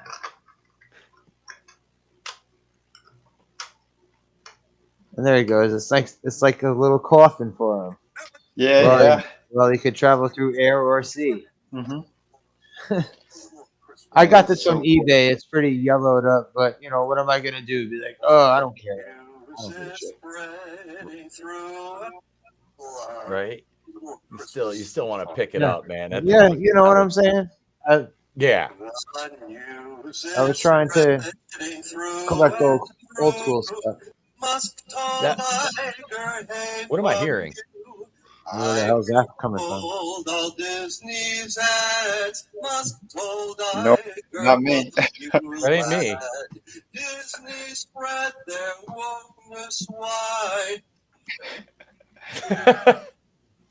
Tommy was muted. So. That sounded like Tommy, though. Oh shit. I'm trying to think here. What the hell else was? Oh, we got. I got a couple more here. I was talking about the snow vehicles earlier, and I just found another piece to this one, which I had in another box of stuff that I brought home from Mom's. There's just a bunch of miscellaneous toys in it, but we'll go with the Cobra first. This bad boy right here, which I'm just missing. I'm going to order this to replace the glass, but that's the Wolf. That's all I'm missing. I just found the other ski. Put that on the other day. All the missiles are still there. Awesome. Yep, these they came with an awesome driver too. He's right over here. But yeah, we got that. Got the Wolf, which she's a little bit dusty, and this one, the Snowcat. Windshield wiper still still functions. And I got a little crack in my glass over here, but yeah, she still opens up. I don't have the missiles in here. Same. For it. I got the Snowcat. I still got Still missiles. turns. I probably got Frostbite. I got the Snowcat right here. Just fall down there, fella. But yeah, we got that. Hang on, we got that. No, yeah, I got the driver. Yeah, the Ice Viper. Put Ice Viper. Yep. Yeah. Put some snowshoes on him, and yeah, here's Frostbite, which he's very, very. I have my original Frostbite. This is another Salvador replacement. Nice. Because he couldn't fix them, but he sent him back. He sent them all back. But yeah, this guy is. I mean, he is. There's no giving him. He's. Yeah, I love that figure as a kid too. He had a badass fucking rifle too. I have him here. Okay, hang on. Let me see. I'm going with the rifle too. Let's see. There he is, right there. Yep.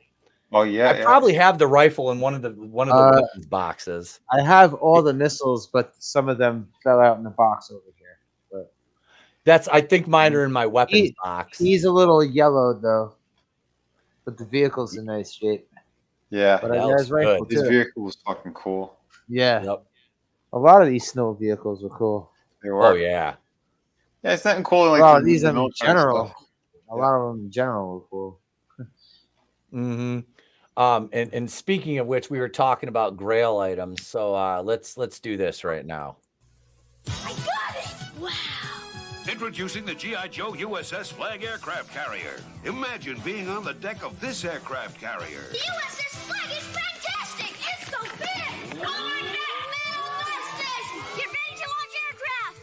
Where's the Admiral? Not here! G.I. Joe! Fire! Beast on Cobra! Yo, Joe! G.I. Joe USS Flag Aircraft Carrier comes with what you see here. Other figures and equipment sold separately from Hasbro. It was just a giant play table made to look like an aircraft carrier. That's all it was. It was still awesome, though. It was awesome. Yeah, it was. We couldn't afford that, right? As a kid, I couldn't afford it. My parents couldn't afford it because it was like $300. Yeah. You know, I didn't even know a single person who had it. No. I knew I've one never person. seen it in person. Yeah, I did. I saw it in person once. This Damn. kid was the richest, most spoilest fucking brat ever. I wanted to punch him in the face and take all of his toys. I knew a kid who had the fucking the space shuttle, the whole fucking space shuttle playset, the Defiant. Oh, he had that too. He Oh had my both. god! Oh my god! Could we rob this kid? Yeah, his father Right. was a doctor and his mother was a nurse. Oh Jesus! Yeah, Go I'm figure. like, wow. I no wonder this kid's just spoiled little shit. You know what's funny though? We're sitting here talking about a franchise that started in 1964 and it's reinvented itself over the years, but now it's coming right back around to maybe not exactly where it started, but where it took back off again in '82. I think that's fairly amazing to think about. You know, when you're talking about a toy franchise that had that kind of longevity, it's not to say that there isn't many out there to do. There are a few still that do. And the ability to reinvent themselves is important, but it's always important to go back to the roots. And it is really nice to see Hasbro's going back to these roots where it became most popular. I just wish a lot of these other toy companies would pay attention. I know Mattel has been starting to pay attention. I mean, they started probably about 4 years ago when they started releasing the Origin lines. Transformers, they have their moment with the Transformers where they come back around to the G1 stuff. Unfortunately, they go in different directions with their animated, like jackasses, because they keep forgetting what brought them to the table. But yeah, I mean, here is a franchise that's been sitting around since '64, reinvented itself numerous times, and is still popular to this day. I mean, I dare you to go out and try to find some of the popular characters sitting on a freaking peg shelf. You'd be lucky if you run into them once. Yeah, damn it. Oh shit, I'm sorry, I missed this. And monoTony, channel member for 19 months. He said, a real American political issue. G.I. Joe is there. I fucking love you, Tony. G.I. Joe is anti-Semitic, bud. Yeah, remember, hurry, bud. Remember the was it Family Guy? They had G.I. Joe in there, that little commercial spot.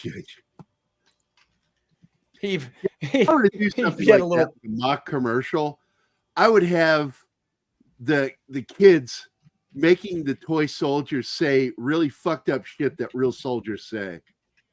You know, well, I can't, you know, like veteran Dan. Yeah, I can't have kids now because of Agent Orange. Melted my balls off. I'm glad that didn't happen to my old man too soon. I wouldn't be here right now. I tell you, he told me I was almost half South Vietnamese. Well, Etep, we're talking about all this stuff where they keep coming around like Masters did the Origins line. Mm-hmm. You know, if Hasbro stopped and thought about it just for a moment, they do a limited release on the original old school style Joes, the original articulation and everything. They would absolutely clean up if they did that. Dude, those would hit the shelves and be gone in 5 minutes. Like you would be fist fighting motherfuckers like it was Black Friday fighting over Cabbage Patch Kids. In the 80s for those bitches. The old school Cabbage Patch Kids all out brawls was I saw that as a little kid and I'm like, wow, adults are fucking stupid. Yeah. Like that's I remember my sister my commie sister, she's a commie now, but you know, she wasn't a commie as a kid because she didn't know any better. Yet. But she just fucking said, you know, I'm going to be a communist now and wear BLM shirts to family gatherings where half our family is fucking active law enforcement. Dumb bitch. But yeah, it's, you know, my mom, she wanted one of those. And that's my mom's like, yeah, I'm not fighting other moms over a fucking doll. Because this was after I found out Santa wasn't real. You know, this is why Festivus got invented. It's there was another man reached for the doll in the top as I shelf. rained down blows upon him. I realized there's got to be a better way. Did you see what Shifty said? He said Super 7 actually announced over the weekend they're going to make O-ring figures soon. I was going to mention that because I saw a fucking article about that. I don't know if it was on Yo Joe or not, but they were talking about that, and I forgot to fucking bring it up earlier because when I was doing research and stuff for the show, I saw him like, oh shit. I didn't know if it was announced as a like a concept or if they were actually going to do it, but they're actually going to do it. That's fucking Etep cool. was going to mention it, but he got high. He had the article pulled up, but then he got high. Yeah, you know. But then I got high. Ooh. Oh, the flag. Yeah, but yeah, who was saying that they were upset that this couldn't? Someone in the chat said Manliness, motivation. Yeah, this was disappointing that to learn that it could float. Like I said, I've never seen it in person, but always knew of its lore. But I knew this person. I saw a video of this person.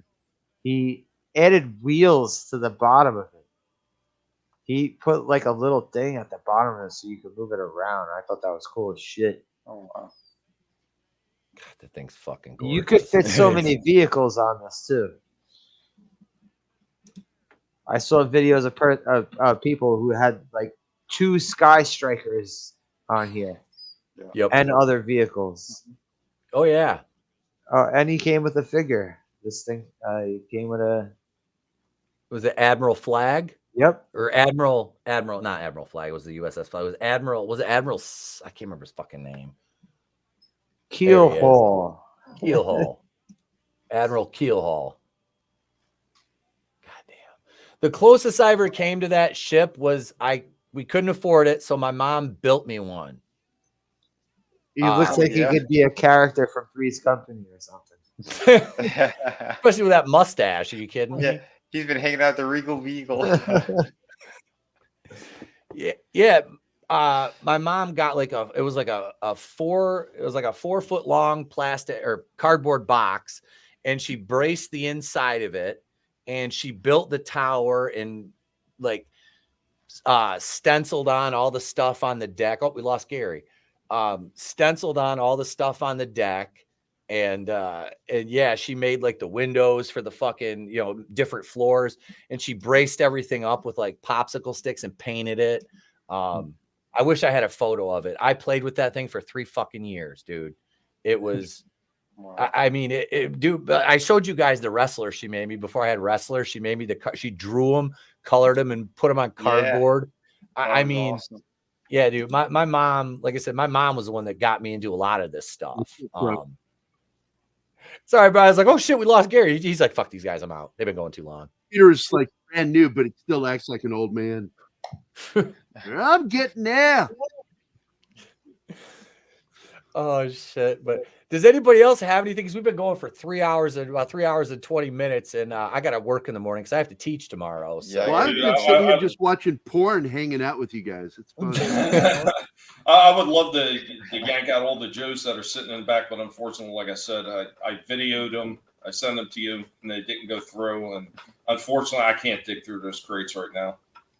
But shit, it really is a shame because I still do have a bunch of really cool pieces sitting in the back, and I'm pretty sure somewhere I have the vamp, and I'm pretty sure I have the freaking laser as well. Those are like the only two vehicles. Lasers on their freaking heads.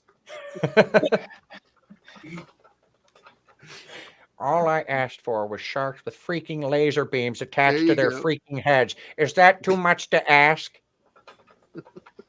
There is one other piece that I had. It was old school. So when they first changed over, because they were trying to drop the soldier image from G.I. Joe down to Action Force or Action Team or something, whatever the hell it was.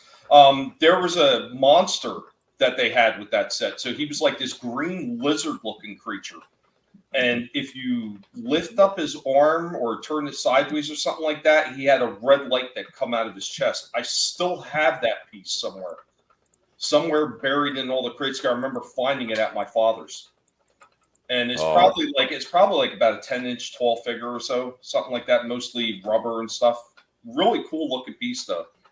I had that. I would have loved to have shown that off, but I can't figure out which tote it's in. Because I got one whole room filled with totes, and then I got a whole garage filled with totes. And somewhere in that mess is where it's located. All right, Yeah. Etep, you have this guy. Let's see. I don't have hit and run. He's one I always fucking wanted, and I never. Same. My cousin had him. Same. Skyler. Oh man, he had one of the. Yo, look at that shit.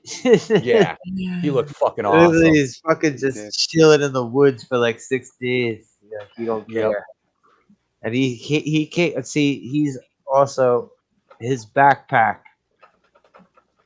There's I see when I'm looking on eBay with this guy, his backpack is fucked up a lot.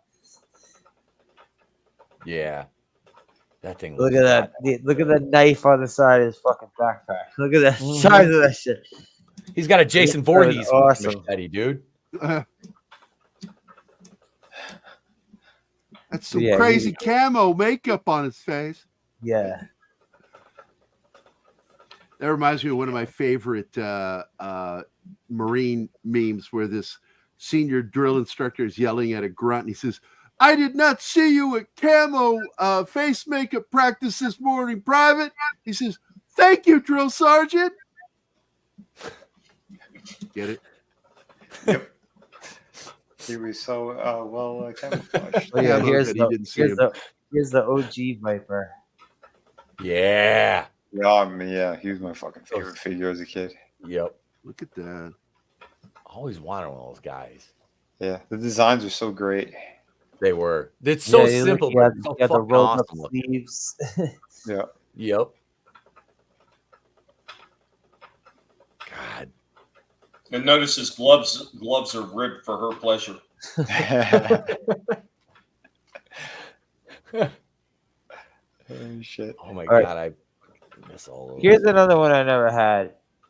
Leatherhead. Leatherneck. Leatherneck. That's Yep. the one I was talking about earlier, where the guy who was doing all the artwork and everything, designing the Joes, that's actually his face on that figure. Ah. Oh, I didn't know that. So cool. It's cool. You're like immortalized as an action figure. I know Bart Sears used to do a lot of those the artwork on the cards. He was a Marvel artist. Yeah, I remember Bart Sears from Justice League Europe. Yeah, he did that too. Oh God, that was that guy Falcon or shit. It was on the last page. Falcon? Lieutenant Falcon? No, Okay. no, down. I can't remember what his name was. It's the guy that's in the bird outfit, the brown bird outfit. Oh, Raptor. Raptor, yep. That's it. Yeah, he's another universally hated Joe figure. Yeah. Yeah, I used to. Why is he hated? Really? Because His he's got a design. bird outfit. Yeah. He used to be my Condor man.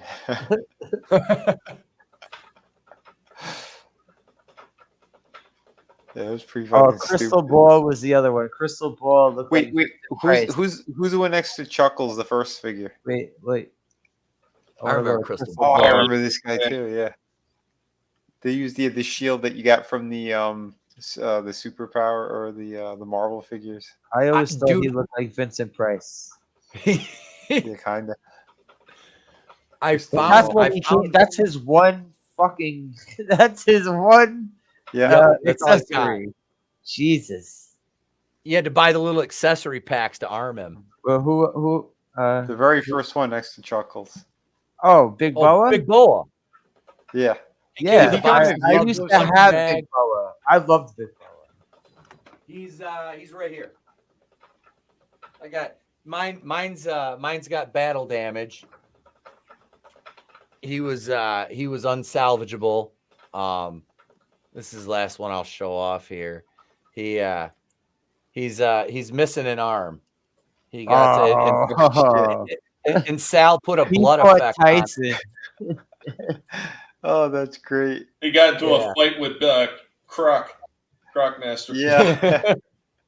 But yeah, he's a badass. And did they ever use him in the cartoons? I don't think so. I don't think they ever did. What do we got here, Gary? Oh, this is because you brought up a giant lizard, and I don't remember that, but this is one thing I do remember from Action Team is the Venus flytrap. Oh shit! And it actually was a trap that would snag the GI Joe action figures.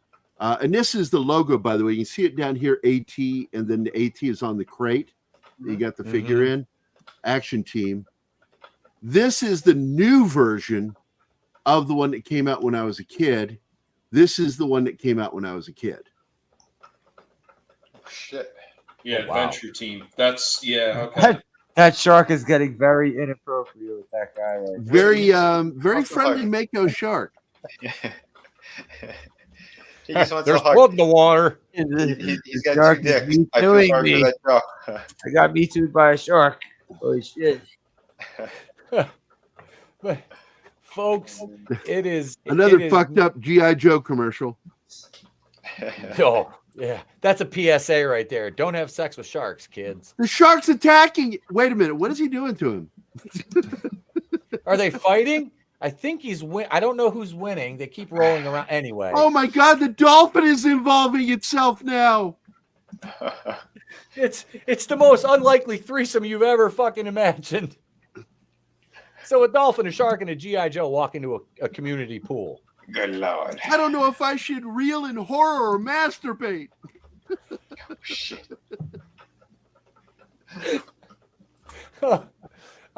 We get to the shark masturbation. It's definitely time to end it, folks. I want to thank Slasher and Gary for being guests. Gary being an impromptu one. Thank you, Tommy and Vinny. Thank you guys, Adam. Had to dip early, but thank you, Adam, for being here, and everybody in the chat. You guys rock. Thank you so much. All the channel members. We got to get those numbers built back up. This Thursday, Tales from the Crypt commentaries are back. We're doing episodes, 3 and 4 from season 2. As it's been a bit. We're back doing those, and I promise I'll have some more videos out this week. Holy shit, news is back Wednesday night, and I'll be out of town in Detroit this weekend, so I'll get a couple of videos set to go. I got another video about the People Under the Stairs remake coming up.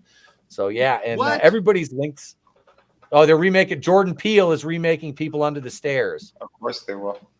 They need to stop paying that man money until he gets back to doing comedy. Yeah. Yep. I was going to say real quick too. Tomorrow night I'll be on World Class Bullshitters at 9 p.m. So. Nice. Yeah, I'll be pushing the art book and everything. So yeah, we got 42 days left. Yeah, please jump on that. Consider backing if you could. If not, please grab the link. Get it out there for everyone. Yeah, I appreciate it. And thanks guys too. This helped. Today was rough, but hanging out with you guys and talking about cool shit definitely helped. And thank you, Oh Tommy. my God, I do not remember that. This is the one I have. Wow. That's fucking cool. Yeah, it is. I never even heard of that. See, that came out when I was 13, and my dad told me I couldn't play with G.I. Joe anymore. You'll go blind if you do, right? Glad he's dead.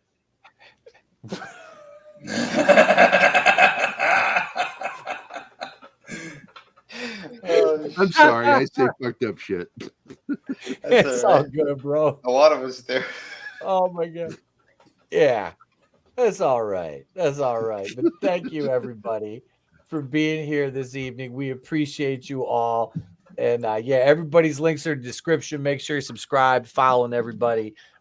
Thank you guys for being here. And let's see, we'll end on a PSA here. So yeah, here we go. Thank you, everybody. I'm Etep Wakuian from The Place to Be Reviews. We've been here with all of you. If we don't see you, have a great day, a pleasant tomorrow. We will catch you on the next one. And remember, it ain't Christmas until Hans Gruber falls off Nakatomi Plaza like my advent calendar I bought. Well, it's not a calendar. It's the Nakatomi Plaza thing with I can move Hans Gruber. That's it, folks. Fuck it. We're done. We'll catch you guys later. Hey, Joey, watch this! Davey, come back! The ice can break! You're breaking my heart! Ah! Help me! Hold it! Don't go on the ice! You'll only add more weight! Snow job! Find something that'll reach! This branch ought to work. Remember, frozen ponds and rivers may not be totally frozen. We could be skating on thin ice. Now we know. And knowing is